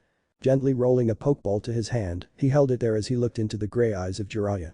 The man, and in truth, all three of them, kept his eyes on Naruto, the same as his fellow legendary 3 members. Sitting down, Naruto grabbed a glass of juice and, subtly, took a sniff as the others ate their food without checking, no doubt excited to see such legendary people. From the glass, he smelled small amounts of an Arbok's paralyzing poison and nearly scowled as he set the glass down. "So it are 3 legends doing it Freezer Lake?" he asked amiably. Hey, he may hate them all as much as he hated the cold, but he was still civil. "I mean, surely there are other places that could cater to your needs, oh, for sure. But, we had a special meeting out here and wanted to find a place to stay and get away from the cold," Jiraiya answered. "Really? Cool. Then, I guess I should be honored to be in the prison." Naruto was interrupted by a very, very impatient Tsunade who glared coldly at him while his friends fell unconscious, thankfully close to him. "Enough with this babble. Tell us where you hid the scroll and we'll let you and your friends live, brat." Quietly releasing Sanzai, he answered in a voice as cold as the lake they were at voice. "I have no intention of ever telling you where that scroll is. Besides, why does the Red Ribbon Army, or should I say Konoha, want it? It matters little to you, boy, for your friends shall be dead if you do not tell us." Orochimaru hissed. In a flash, he and his friends were gone, with Amy having tagged along for the impromptu escape. Back with Obito. The Uchiha looked over Freezer Lake at the distant bright flash of light and raised an eyebrow. Why would an Alakazam be all the way out here? Setting off to discover the curiosity, Obito looked at his right hand and glared at the hidden tattoo there. A long time ago, a symbol had been carved into his skin, a symbol of hope and freedom for everyone. But as time went on, things began to change, as they were wont to do, and that symbol changed to one of fear and hate. No longer were they heroes, but now, the cruel oppressors. It was why he had attacked the gym leaders, who were in fact high-ranking members of Konoha acting as such. The symbol that stood there had 2 symbolisms to it. The first. The bloody red color that made up the meaning behind it. Spill the blood of your enemies and save your fallen allies. The second. A lacy ribbon that wound its way up to his elbow, a symbol of the unifying force that was the Red Ribbon Rebellion Army in its glory, before that day. Before he died. Before the entire world was engulfed in flame. Before he had freed Mew. Chapter 5 Freezer Lake Showdown. In a deep underground facility, an old man with little hair on his head and a goatee sat back and sipped a cup of tea with a genial smile as he played chess with his old friend, another old man covered in bandages and wielding a cane. "So, Danzo, what have you to report? Anything new?" he asked, amused at how he could make even such a hard man as Danzo Shimura uncomfortable with his false kindness. The other old man, Danzo, just shrugged and moved his pawn to an attack position. Ever since that fool Giovanni has been taken care of, the acquisition of Kanto has gone smoothly. Although, was it absolutely necessary to threaten the boy, Ketchup or something, that his precious mother would have an accident if he didn't follow our commands? Was he really worth all the trouble, such a simple pawn, Hiruzen? Hiruzen Saratobi let his gentle smile grow as he chuckled. "Oh Danzo, such foolishness. Of course acquiring a pawn of Ash Ketchum's potential was worth it. Especially considering just who his mother and father were." "Oh? And who were they?" "Elia Ketchum was, by far, one of the most fearsome trainers I had ever seen. She was ruthless and brutal. His father, though well, he was nothing short of a genius. He was, without a doubt, one of the most intelligent men in the world. Sounds like she was a no-good punk, to me." Hiruzen smiled, but his eyes held a dangerous glint. "Do not presume to comment on my daughter again, Danzo." Knowing when he had crossed the line, Danzo made his move and sent his pawn forward. "Anyways, what do you intend to do about the ever-infamous tyrant and his return to the field? He could become a threat to us and our plans. He shall be brought into the fold or he shall die. There is no middle ground to be had for us. All enemies, no matter how small or seemingly innocent, can't be spared. That is the way of Konoha," Hiruzen said in a steel-edged voice. "But Naruto." Naruto sighed in relief as he sat back and called Sanzai back to his Pokeball, happy that he had gotten it all out of that shitty situation. To have battled all 3 of the legendary 3 would have been suicide, although he may have been able to do it if he released all of his Pokémon, but protecting his friends would have been nearly impossible in the ensuing battle. It was bad enough that Amy had been ripped from her home by him, and the chances of ever going back were slim to none, as the 3 were no doubt destroying the Pokémon Center in rage. The girl would be devastated to learn that her entire life had been obliterated, and all because he was unable and unwilling to fight those 3 in any kind of battle. But what really got him were the secret messages sent to him by Jiraiya. The man had his entire posture in a way that screamed for him to listen even more carefully than he normally would have, and what he heard had given him a small shock. The Officer Jenny family was compromised. What did that mean? The family was compromised. Did that mean something he was supposed to know? The code used was an old one that he had learned from Professor Juniper for fun. And while some of the words may have been screwed more than a 5-dime whore, the message had been delivered. Konoha was making its move. Snow crunching brought him from his thoughts as he turned to the sound and watched in a numb detachment as a shadowed figure began to climb the steep hill that Sanzai had teleported them to. Cursing under his breath, Naruto fumbled for a pokeball in the hopes of calling out Yugamaru a raisin. His hands fumbled as he felt around for his pokeballs, but froze when he felt a gloved hand on his shoulder. Turning slowly, he came face to face with the masked form of his father. Time seemed to freeze as he registered the absolute randomness of his appearance, as well as the fact that he felt not exactly happy to see his sire, but it certainly wasn't hate, more like relief. What? Dad? What are you doing here? How did you get here? He stammered out, cursing himself for the stutter. Of all the times for him to get nervous. Obito just gave a light laugh as he removed his hand and looked around at his son's friends. Well, I was passing by on my way to Naruto City to speak to a contact of mine when I saw a bright flash of light. Now, being the curious man that I am, I followed and discovered Spring and what I assume is his friends in the snow. Now, a better question would be, why are you here? Naruto glared a bit as he answered. We would have been attacked if I hadn't have had Sanzai teleport us away from the nearby Pokemon Center. Who was attacking you? Obito inquired. The legendary 3 trainers from Sinnoh. That was bad. If those 3 were here, then that meant that his suspicions were right and Konoha was a remnant of the Red Ribbon Rebellion. But he knew for a fact that the 2 were separate organizations. Just what was going on here? That is troubling news. Naruto glowered at the ground. Sure, Dad, you haven't seen me in who knows how long and you're not even concerned with my health. Yeah, I guess. But Jiraiya sent me a message through an old code saying something about the Jenny family being compromised or something. Just what does that mean? Obito cursed.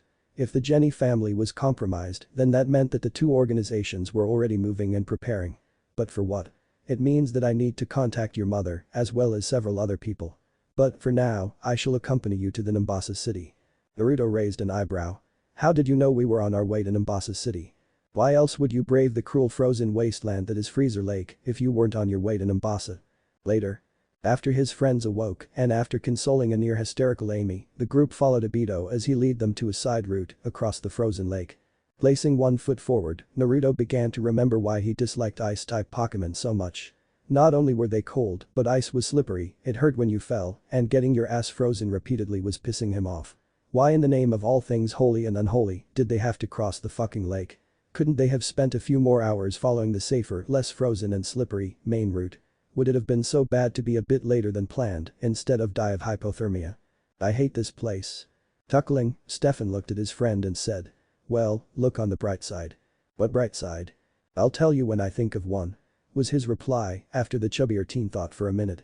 In all honesty, he hated this place too and began to hate ice-type Pokemon after a group of both water and ice types came by and shot watery projectiles at the group. It had been through the intervention of Naruto's Metagross, Haka, that the Pokemon had been sent off and the currently floating Pokemon was keeping a sharp vigil for any threats. The Pokemon of Freezer Lake were naturally tougher than if they had been in a different area as the climate was harsh and cruel to them. They were bigger and thicker than others, having to generate some kind of fatty layer to help keep heat in, and they had learned to live off of very little. Naruto could honestly see the benefits of training his Pokemon here for a bit, but the harsh, unforgiving cold made such a thing impossible. He simply hated the cold too much. Elsewhere at that time. Hunter J sat in her command chair, her legs crossed as she drank a cup of tea and examined the reports her spies had submitted to her with a frown. She had tasked them with, after being given advice by her husband, to find out as much as she could about the Red Ribbon Rebellion Army in Konoha, as he believed that they weren't the same organization. These reports gave some evidence of that claim, but she wasn't one to jump to conclusions. But what had made her both shocked and angry was the interest they had showed towards her estranged son and his abilities as a Pokemon trainer. It hadn't escaped anyone's notice the return of the tyrant, nor did it escape them how much his Pokemon seemed more powerful. Whatever he had done to make them like that had caught nearly everyone's attention, and many had sought him out to learn his secrets. None of them got a single thing. But the RRR army was resourceful. They had the means and members to cause problems for every region, and were more than willing to harm a few innocents to get to one person. Jay's rather cold look melted away to a worried one as she thought back to the day she had given birth to Naruto and held him in her arms. He was beautiful, a true example of peace. But all of it had been shattered when reality dug its cruel hands into her moments later. He would be hunted, tracked to the last dregs of reality, if only for some fool to get his idiotic revenge against his less than saintly parents. She had raised him for his early years, keeping him close to her and her Pokemon. But, when he was young, she had sent him to Junipers for protection. She had lived 13 years of her life not getting to watch him as he grew up, but she always left presents and gifts for him on his birthday, October 10th. She never stayed long, just enough to run her hands through his hair and whisper silent words of encouragement to him as he lay asleep, sound in his bed, and dreams of a whole and secure family. She would leave, her eyes overflowing with tears, hoping, praying for a second chance. For redemption. But Team Tyrant. Obito looked back at his son as the team dealt with the many Pokemon who had tried to impede their progress to Nimbasa City by crossing the giant, 2-mile-wide lake. From what he saw of that Metagross, Haka, Naruto was a hell of a trainer and could probably beat him. But, did that deter him? No. Not at all. If anything, it made him all the more giddy for a battle. He sent his one visible eye scanning around the group as they walked, occasionally snapping his head to a rustling bush or a crunch of snow. The chances of there being an enemy out here were slim, but this was a war, even if a cold war, and enemies could be everywhere. A sudden movement caught his attention and forced him to leap back, narrowly dodging the poisonous purple needles that came from an all too familiar Arbok. Snapping his gaze up, he saw the pale and cruel face of Orochimaru standing there, his arms crossed as he smirked arrogantly at Obito, even as Tsunade came running from behind a snowblind with Jiraiya in tow, both standing in front of Naruto challengingly. Well, if it isn't Obito Uchiha. What brings you to our neck of the woods? Oh, you know me, just decided to take the kids for a nature walk. Obito replied. Meanwhile, Naruto was going through several battle plans in his head. Shit. Despite being below freezing, the ice here is really thin. If I were to use most of my Pokemon, then either their weight or attacks would cause all of us to fall under. And that isn't something that we could survive. What do you Asklins want? Didn't you get the message back at the Pokemon Center? Oh, we got the message, loud and clear. But Tsunade wasn't keen on letting you go without putting you in your place. Jiraiya said. He saw Naruto frown before the teen nodded and grabbed a certain Pokeball. Right, then I guess we're battling then, huh? He replied in a sarcastic voice. Bring out your Pokemon, old hag. Old hag? That's it. You're dead. Fuck what Sarutobi wants.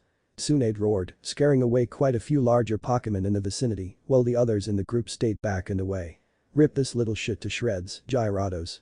From the stream of light came the large water-type Pokemon as it roared and cracked the ice it was on, making Naruto think quickly. Come on out, Shinju. Shinju was larger than other Typhlosions, his massive bulk was quite intimidating, but he was very light on his feet. His flaming back was healthy, the flames reaching several feet away from his body. With a loud snore as it opened its one good eye, Shinju looked at its opponent before giving a snort in contempt. Typhlosion. Yes, if you beat him, then you can eat him. Naruto should have known the Shinju was going to ask for food. He always did. He even went into his cute mode to get food from random people in cities. He just rolled like that. The battle began with Shinju dodging several swipes from the larger Pokemon's tail before responding with a flame wheel. Shinju, use intelligent hard work. The Typhlosion took a breath as it released 3 balls of flames that traveled faster than expected, making Gyarados stagger from the pain and burning of the attack, not realizing the cracks under it were significantly bigger. He didn't let up as another move was called out by the tyrant. Use Grand Fireball on the ice under Gyarados. Taking another breath for the needed oxygen, Shinju breathed out a mass of flames that stayed in front of him until it was around a 10-foot ball in radius before sending it at the ice. The cracks became larger as the Pokemon fell, the freezing waters immediately shutting down its heart from the fire warming it up. What many didn't know, but Naruto did, was that Gyarados can't survive in below freezing temperatures. They are cold-blooded Pokemon and live primarily in the Cinnabar Island area and rarely, if ever, come to places like Freezer Lake. Coupled with the shock and pain from the fire attacks, and Gyarados was easy to beat. Tsunade snarled before smirking and pulling a gun out, making Naruto, Shinju, and Team Tyrant tense. Well, you beat my little pet. No matter, I still win. Now come on, you need to come with us so we can get back to base. Suddenly, a mass of webs came from nowhere and hit her, pinning her to a large block of ice on the surface of the lake as Jiraiya stood by his Ariados, Suteki, as she spat out the webs. Now, Tsunade. I can't have you taking him to the old monkey. I still have a job to do. What are you doing? What do you mean? Answer me. Please allow me to explain. My name is Jiraiya Gama, Master Spy and Agent of the Pokemon Rangers, with a senior class license. I was sent by the Captain Commander to investigate Konoha, and wouldn't you know it, I learned that the war criminal Hiruzen Sarutobi was still alive. Now, you may be wondering how far this deception goes. Well, Obito Uchiha wasn't the only one to have stolen some valuable information. Naruto looked around in shock. What the fuck was going on? First, there was the incredibly one-sided fight that he always seemed to be a part of. Next, Jiraiya was a double agent. Hold the fuck up. What the fucking shit hell is going on? Later. Right now, your father is probably finishing Orochimaru off, but could use our help. The man was always more slippery than even a water type. Obito versus Orochimaru. Orochimaru cursed his luck. Of all the opponents he had to fight, it had to be Obito Uchiha. The man was a notorious trainer and was without a doubt champion level. The chances of using his normal tactics of evasion, sneak attacks, and underhanded moves wouldn't work. He had his work cut out for him. Though Seviper. He called out as he released his viper-like Pokemon. He was a specialist when it came to poison and snake-like Pokemon and was always careful to only use them. Fight, Drudigan. Bringing out his most powerful Pokemon, Obito opened the match. Use Giga Impact. Drudigan jumped into the air and hovered as his fist was covered in a golden aura before falling fast towards the ground, his fist nearing Seviper as he fell at an alarming rate. Seviper, dodge and use poison needles. The serpent blitzed left and turned to Drudigan just as he hit the ground before firing several purple needles, all of which moved incredibly fast. They hit the larger Pokemon in the face and the effects were almost immediate and Drudigan staggered before toughening through it and getting back into his stance. Drudigan, use Dragon Rage. The massive Pokemon took a breath as he filled his lungs with energy and oxygen, his chest swelling as he sent the concentrated dark blue blast of energy at Seviper, getting a direct hit and rendering it unconscious. Orochimaru snarled and recalled his Pokemon back to him before leaping away and running sighing. Obito closed his eyes and turned to his son as he ran up with his friends and Jiraiya. Well, not exactly what I was expecting, but hey, better than a herd of Haxorus, right? Not now. I wanna know, right now, exactly why they were here. What is going on? Naruto demanded. He felt his pride hurt a bit at not being able to protect his friends and he would be damned if he was going to let one of them get hurt. Jiraiya looked down and said in a serious voice. War is happening, kid. One that has the power to rip our world apart. Georgia gasped in shock, while everyone else did too, except for Obito, as he already knew. What do you mean a war? What's going on? Some nearly 17 years ago, there was a faction of Pokemon trainers who disliked the gym system, as well as the way things were. So, to put it simply, they rebelled and began a war. But, thanks to some help from some dissidents inside the dissidents, they were stopped easily enough. The war ended, but the Red Ribbon Rebellion army didn't disappear. No, it went underground and hid. Jiraiya began, only to be interrupted by Obito. But, there were still some internal problems. Things like who the leader was, what the goal was to be, how things got done, stuff like that. After a few years, a more extreme, dangerous branch broke off with a single unknown goal. They call themselves Konoha, and they've risen in strength quite a lot lately. As for the remainder of the Red Ribbon Rebellion army, they have a simplistic goal in mind. They want to rule the world. I don't know how, I don't know why, but all I do know is that they need me or the elusive Mutwo to do so. Obito lectured. His son was going to be a big player in this entire shebang, so he needed to be well informed of the situation, and leaving out information was dangerous. So, this Red Ribbon Rebellion army want to rule the world, huh? Naruto mumbled as he looked at the sky. It didn't seem fair, to him at least, that they would want to rule the world. If they did, then what happened to the Pokemon and trainers that got caught in the middle, who didn't want to fight? Simple. They would be terminated for being weak or against them. Yes, in a simple manner, yes. Obito said. It was a lot of information to take in at one time, but it was imperative that the true danger of the situation be understood. I'm still going to Nimbasa City. Naruto said in a voice of finality. What? Why? Jiraiya asked. I have a contact there that may have a lot of information that we could use. As well as a friend who can definitely help us. But what about my home? Amy asked with a stutter. She was still nearly catatonic from the loss of her Pokemon Center, and the cold didn't help either. Well, you have a new one. Wherever we are in the world, no matter what, you'll always be welcome with me. Naruto said in a tone that screamed for someone to argue. It was a simple, effective solution that worked out for the best, but Amy was glared at by Georgia, who was angry that some pink-haired hussy was stealing her Naruto. She knew him the longest, had been his best friend for years, and was the only one who had ever not judged him for his past as an underground fighter. So, now what? The lake is too broken up here to continue on from here, it's too far to walk back and go the original way, and they didn't have any Pokemon capable of carrying them all at once. It was a hard situation, and Iris was able to point that out. I'll have to call her and ask for a lift. She is supposed to be in the area for the next few weeks after all. Obito mumbled as he brought out his cell phone and punched in a few numbers. Yeah, it's me no Inuyaswakazashi are the best need to pick up yes fuck yes with Shinstango and Oily's Naruto's with me Nasurabi, love you. He turned to look at Naruto, who had yet to smile at him once. That was your mother, she's on her way to pick us up. Naruto clenched his jaw and looked away as he pulled a pokeball out. Letting it fly, Razian jumped out of the stream of light and looked around in boredom, at least until Naruto gave him a command. Raisin, you see the man in the orange, one-eye hole, orange mask that has a swirl. Attack.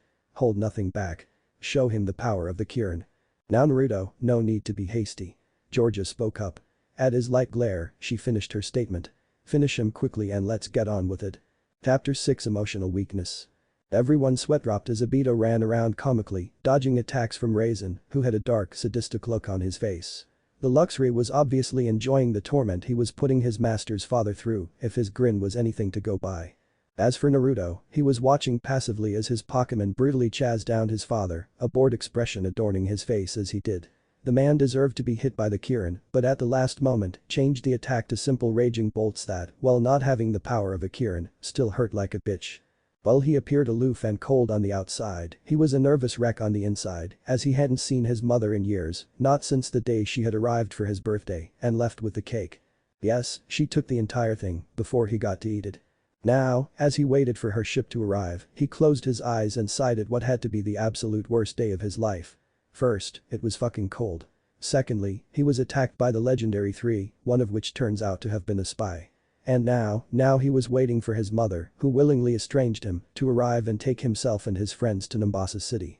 Sighing, he recalled Raisin and sat back, trying to avoid the frozen rocks as he stood there with his friends, Team Tyrant or Team Naruto, or whatever they chose to call themselves. He had no idea and could barely remember if he wore underwear this morning, let alone what his friends called their little band of crazy people. The wind howled as he sat there, and he ignored the bitter cruel chill as best he could, all the while lost in thoughts of when he was in the wild zone. There, he had flourished and grown into a dangerous and powerful trainer, because out there, it was simple.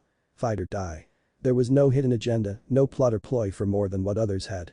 All there was the simple truth of nature. If you weren't strong, then you were forgotten. If you were forgotten, then you died. Simple rules, yet they were so brutal, so honest, that he had a hard time believing them before he simply agreed and went on with his life. It was what made his training style so effective, he played off of his Pokemon's natural want to live and survive. Others treated theirs like they were glass, like they were weak. He didn't, oh no, his knew that if they wanted to have anything to do with him, they had to become strong. So, they gave everything they had in training, and he couldn't have been any prouder. The sudden change in the breeze alerted him to the arrival of his mother's ship, which hovered for a bit before it descended to land and opened its hatch. Naruto stood and walked towards his friends, who all gave him looks, except for Amy, as she was still very shaken up about all that had happened in the last 24 hours. Said girl had clung to him repeatedly during their time together, something that made Georgia very jealous, and she had been nearly catatonic since the center was destroyed. Naruto sighed as he stood, stretching his limbs as he did. Now was the moment of truth, time to face the parents, and hope he could keep his temper under control. After all, he did order Raisin to attack his father with one of his most powerful moves, but that didn't mean much when fighting his own mother. It was one of his compulsions to do his best to not fight a girl, as he was slightly afraid of beating them. Girls of any age or size, when angered, tossed all logic and reasoning out the window and became rage monsters full of righteous female fury and rage. Not something he wanted to deal with. On a brighter note, now that they were in a quieter place, as well as warmer, he could spend some time with Numachi, his first Pokemon and closest one out of all of them. The Swampert had been with him for years and was the closest to him out of all his Pokemon, not to say that they weren't all really close, just that he was the closest and, without a doubt, the strongest out of them all. Time and experience made Numachi grow bigger than others his size, making him as big as a medium-sized horse with a very devious personality. He enjoyed fighting way too much, almost like a sociopath, and was keen on toying with his opponents, something he picked up when Naruto had been the tyrant of the underworld. Naruto sighed as he walked up to the man at the bottom of the ramp, awaiting their arrival to close the door and give the order to take off. Leave it to his mother to not care enough to actually greet them at the door. The walk down the halls of the metallic ship was quiet as Naruto kept his face decidedly blank as they moved. It wasn't as if there wasn't anything to talk about. Now that he thought about it, his new friends and older friend had been awfully quiet since seeing the legendary three and were no doubt mentally scarred somehow from seeing the supposed heroes in such a way and, most likely, break down in a fit of mental insanity at some point during the journey they were on. His thoughts then went in a completely different direction as he could have sworn that this ship had sunk to the bottom of some lake in Sinnoh. Although, knowing his mother the way he did, she most likely would have taken precautions to ensure that should that happen, then the ship would be raised. But how? He mused to himself. The only way to do that would be some pretty big bags full of helium, enough to lift the entire ship to the surface. It was plausible, at least. But the manpower needed for something like that to happen was immense. But, given the fanatical loyalty that her men seemed to have for her, it wasn't really all that much of a surprise that she could get them to do something like that. The walk through the cold metallic interior was short and brisk, and Naruto was rather glad for it. He had no want to be here, and if it had been up to him, then they probably would have died in the cold. And even now it was taking all of his concentration on controlling his temper to not release his more destructive Pokemon and blow this place to shit. They could do it too. Hell, all he had to do was give Shiza the order, and blam. This place was as good as shit. But a quick look from Georgia made him rethink that plan, as he saw that she somehow knew what he was thinking and gave him a light glare. And by light, it was a full-on death glare of death, trademarked by the National Nox Association for scared shitless men that would have killed weaker men.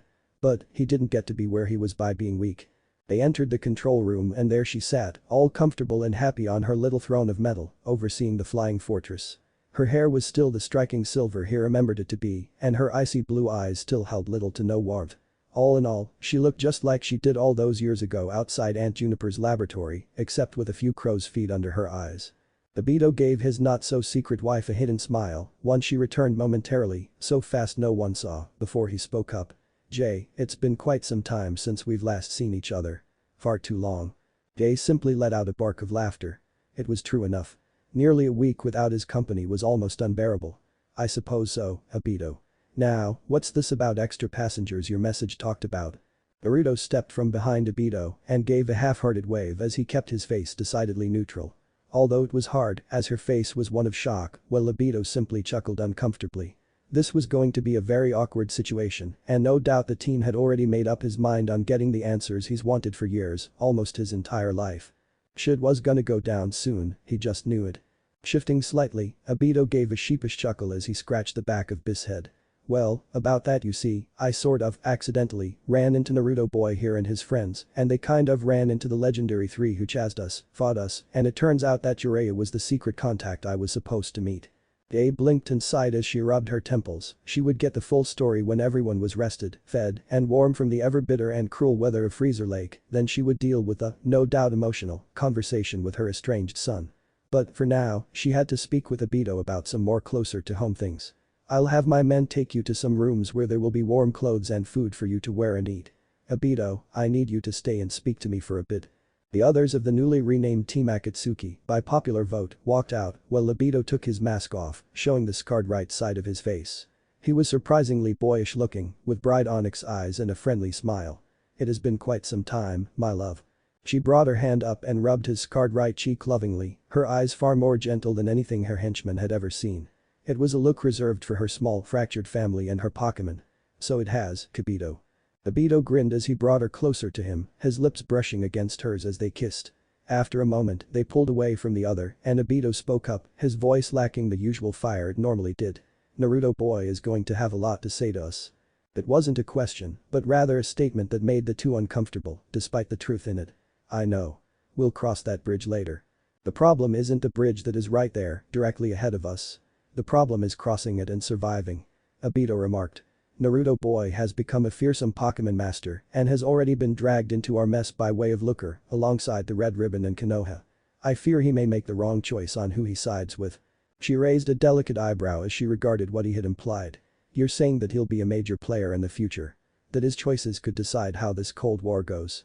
That was a scary thought and one that they both felt needed even more consideration. But Naruto. The rooms were nice, he had to give them that. They had the basic essentials, such as a bed and a desk, with enough room to be comfortable. But a nice room isn't what he wanted. He wanted to, at the very least, get to speak to his parents privately, about anything and everything.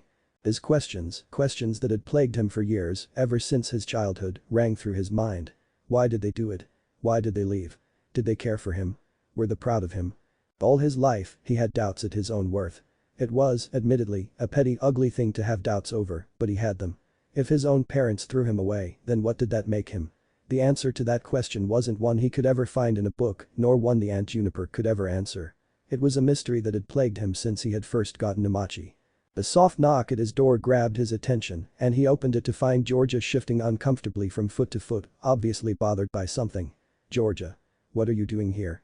The redhead let out a nervous laugh as she replied. "Well, I was roaming around when I heard a lot of pacing in here, so I decided to investigate."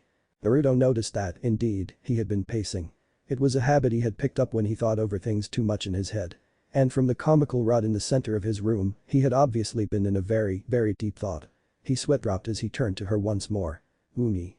This is gonna be awkward, but would you like to come in?" She gave a small fast nod and entered before she realized Naruto's state of dress, or lack thereof. He was only wearing a pair of black pants, his lean and muscled chest, she noted the small scars that appeared randomly and filed it away for later. None of them were what looked like debilitating or life-threatening, and none of them were over vital organs, so she assumed that he got them during his time in the wild zone. They sat there, Naruto at his desk, Georgia on his bed, in a very awkward silence that neither knew how to get out of. The redhead looked around and saw his pokeballs, more specifically his oldest-looking pokeball, the one that housed Namachi. "So, we haven't gotten to really talk all that much since your rather interesting emergence from your elf-induced exile." The teen laughed weakly. "Yeah. We haven't, have we? I mean, we never really spoke that much about, well, anything." She smiled slightly at that. "Yeah, and me getting attacked by Ash really put a damper on things, not to mention immediately going on this journey to Mombasa City to meet this contact of yours, encountering the legendary three, and getting even more confused as to just what all this crazy shit has to do with one another. I suppose I can forgive you." "Wahahaha. You certainly know how to bring up my spirits, especially with them nearby," Naruto remarked after his bark of laughter. Georgia gave a soft smile as she gripped his hand suddenly. "You know, you have to forgive them sometime. They only did what they thought was best for you." He scowled and looked down at the metal floor. "Yeah, well, it's not that easy," he murmured. "It's not like I can just forgive them right off the bat. You have no idea how much I really want to forgive them and just forget the entire thing, but I can't. It's as if they abandoned you at a young age, Naruto," Georgia said in empathy. Growing up with an abusive father made her knowledgeable about the hardships of others and especially about the incredibly complicated matter that was Naruto's relationship with his parents. But they're here now, close. You can get your answers and, maybe, have some kind of good relationship with them. He sighed heavily as he leaned back and looked at the ceiling. Easier said than done. I wouldn't know what to begin with in the first place. Hey mom. I know that you haven't been a very big part of my life since I was a kid, but hey, wanna go and spend some mother-son time together? That wouldn't work. I'm not saying forgive them instantly. Just make their redemption easier on them. Give them a chance to earn your forgiveness. I'll think about it. That's all I'm asking for, Naruto. It's not a weakness to forgive people who have wronged us. Yeah, but these emotions that come with it are definitely making me weaker than I was when I was the tyrant. It was simpler then. All I had to worry about was making as much cash and gaining as much influence as possible. Feelings and emotions had no worth then. But now I feel guilt over what I've done and what I might do if this whole red ribbon and Konoha thing doesn't pass soon." His oldest, longest friend grabbed his hand and squeezed as she hugged him tightly. "We'll weather this storm together because there isn't anywhere I'd rather be." Freezer Lake. The figure moved across the ice in a speedy fashion, a long red scarf whipping around in the wind as he ran. Brown hair in a drab fashion, with a black half jacket and a black long-sleeved shirt, with black cargo pants and black boots made up his attire, while he had a symbol on a headband secured around his forehead. On it was a spiraling leaf with a massive gash running through it. Stopping when he saw Red Ribbon forces retrieving the damaged bodies of Tsunade and Orochimaru, he took out recording device and hid himself. His black eyes narrowed as he watched the two glare at an old man with a cane, who simply smirked and walked back to a truck nearby. This was big news, and Saigaka was not about to have a lead for the Pokemon Protection Agency, or PPA, fall through the cracks. He recorded the faces of each person there and shut it off. This would be big, and if what his brain was telling him was right, then the old man was Danzo Shimura, a fallen, disgraced Pokemon trainer. Moving away slightly, Sai quickly called out his Spearow and hopped onto its back before taking off. Looker was gonna need to see this, and then maybe they could land the old Warhawk in prison, or even better in Sai's opinion, executed for treason. The only problem was, he was a gym leader in Unova and had a major base, his main base, in Mombasa City where he would no doubt be. The problem with that was that Mombasa City was a city of culture, and there wasn't really much of a orderly presence there with that particular branch of the Jenny family. It was as if only certain criminals were being arrested and the bigger, more corrupt criminals walked free. Before he could get far enough away, his Spearow was hit by a stream of bubbles, knocking it out at the unexpected critical. Falling to the cold, unforgiving surface of Freezer Lake, Sai felt no more after he hit with a crunch, falling into a deep unconsciousness. Danzo looked at his Empoleon and nodded at the good job. The spy was unconscious and ready for interrogation for information and indoctrination. Danzo stopped himself from chuckling at the bad rhyme as his men, the Red Ribbon Route, grabbed the teen and hauled him into a truck where he would be transported to Nimbasa City. Where everything would change. Same time with Sarutobi. He watched with a cruel glee as his wayward daughter was brought before him on her knees, a sick grin on his weathered face. Fulfillment filled him as he gazed at her lovely face and he was reminded of his deceased Bawako. He snapped out of the past and looked at her, a strange dark glint in his old beady black eyes. You thought that you could run. Thought you could abandon the glory that is the, how did you put it, extremist faction of the Red Ribbon Army? Well, think again. As punishment for your crime, you shall donate your womb to the birth of soldiers to our cause. Lila Ketchum snarled as she was dragged away, the dark and cruel laughter of her old father reaching her ears as Ash Ketchum watched in an apathetic manner. He had been offered a chance, an opportunity, by his grandfather, and who was he to argue with his elders? So what if it led to war? Konoha and the Red Ribbon Army were invincible. What did they have to fear? That Naruto guy.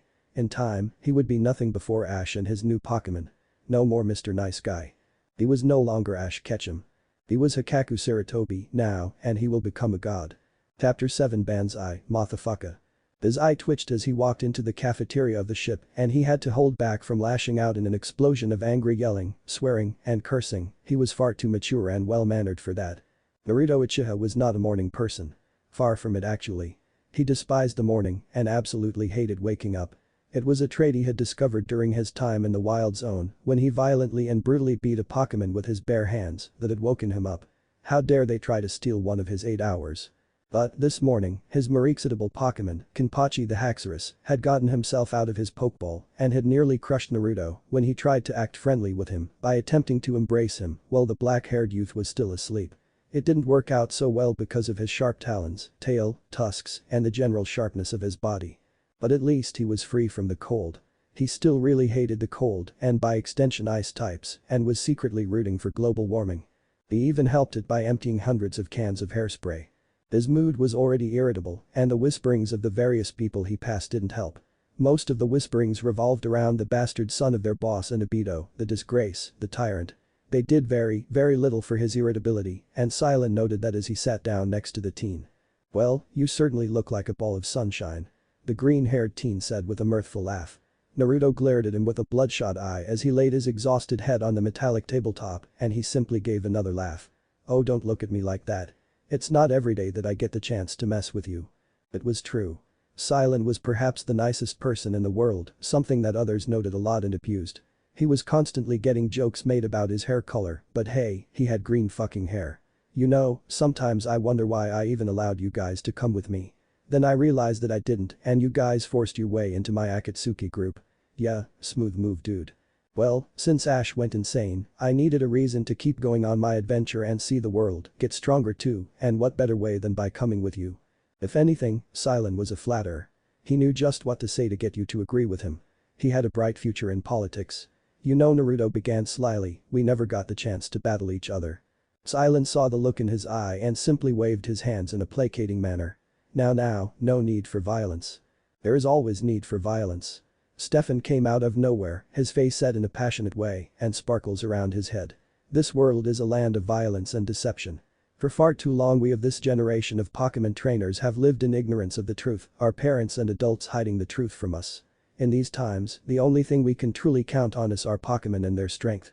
His voice was filled with passion as his sock began to throw sakura petals from who knows where into the air around him, making a dramatic scene. Oh sock, we've done it, we have spread our flames of youth.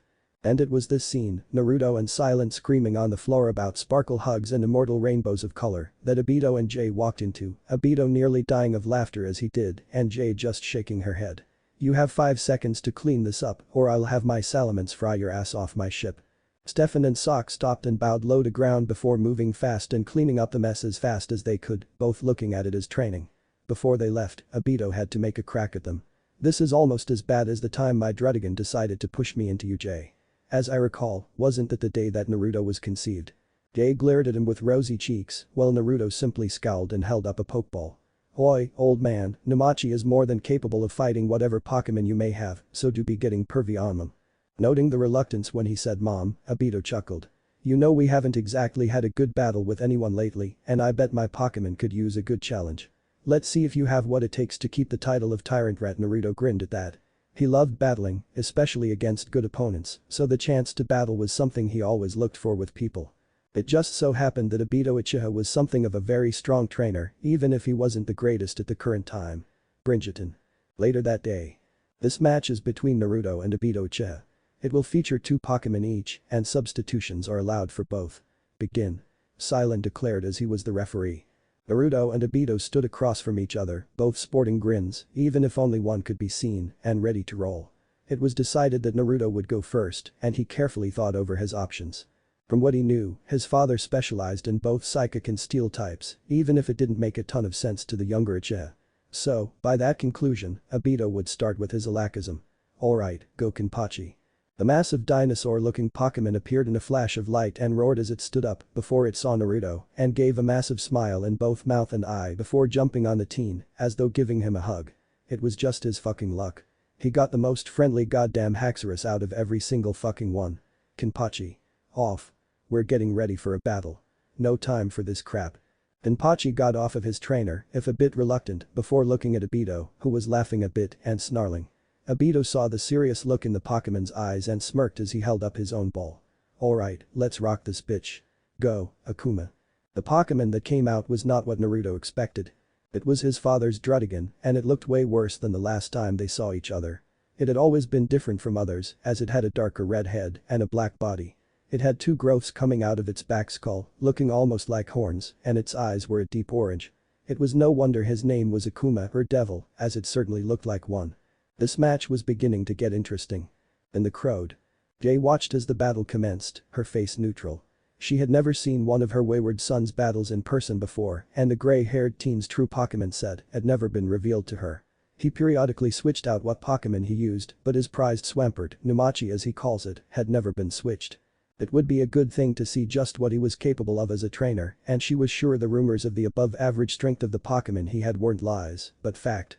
It was a scary thought that a kid his age was capable of that, but then again, he did spend a few years in the wild zone. So Iris asked in an excited tone, as the match was getting her really pumped. Who do you think is gonna win? Georgia answered the dark-skinned girl, her voice serious. As much as I hate to say it, Obito will. What makes you say that? Silent asked for himself, wincing a bit when Kenpachi was thrown to the ground and dodged a stomp. The red-headed girl just shook her head and gestured to the battle. From what I gathered over the years, Obito's Akuma is more of a damage dealer and was his first Pokemon, with years of experience Naruto doesn't have. The fact of the matter is, that experience will be invaluable against a teen like him. Not to mention it was also trained in the wild zone. Back to the battle. Naruto was almost agape in shock as Kenpachi was thrown around by the grappling Druddigan, Akuma, like a redeeted stepchild before the might of slap and stares alike. Getting a grip, he ordered Kenpachi to use one of the many moves he had taught and made for each of his Pokemon. Kenpachi used Decapitating Carver Blade. The Haxorus roared and swung its tail and the Druddigan, who dodged, before he continued to do so. The axe-looking limb made an excellent mid-range weapon and was certainly fun for the dragon-type Pokemon to use. Obito smirked as he made a hand sign and Akuma nodded, taking the hits and falling unconscious. You know, now that I only have one Pokemon left and you have yet to show me, how about you bring out your strongest Pokemon and we'll see who's his strongest. Fuck no. Just bring it out already. Naruto yelled across, feeling a bit overconfident in himself from the victory. Sighing, Obito did just that. I choose you, Hiboku. It had to be impossible. It just had to be. There was no way he could have that Pokemon. The chances were 0. How did he have it? Why did he have it? Otherwise known as Mutuo. Man. I'm gonna end it there as a cliffhanger and enjoy the fact that I may be getting a job soon. As such, my schedule of posting will be a bit different as I honestly am running out of time, steam, and ideas and inspiration. To make up for my absence, here is a preview of a future story. Comic preview Naruto X multi-crossover. You know when they say that the border between life and death is impossible to cross? And you know how I'm capable of doing pretty much anything? Well, let me explain. My name is Naruto Uzumaki, and up until about 3 days ago, I was nothing more than some 8-year-old pariah in my village. Then, I awaken my unknown bloodline from some part of some clan called the Uzumaki, and soon I can do all this weird shit, like talk to dead people, see people's souls, use my own soul for attacks, and a bunch of other shit, like raising the dead. Despite the absolute shitty weirdness in my life, things are looking up. I have a sexy mate that's also an angel, a blonde dude in a pink feather coat as one of my generals, a sexy sword lady as my bodyguard, a girl who has abilities similar to mine incapable of talking, another sexy woman who turns out to be a cat demon thing, and finally, my best friend is a dude who can turn into water and can use any kind of sword. My life is far from being normal, but hey, that's what happens when you're the first ever necromancer shinobi. Or a guy who's had a really shitty day. What if Godlike Naruto salamence was in Pokemon End here, and thanks for watching my video till the end.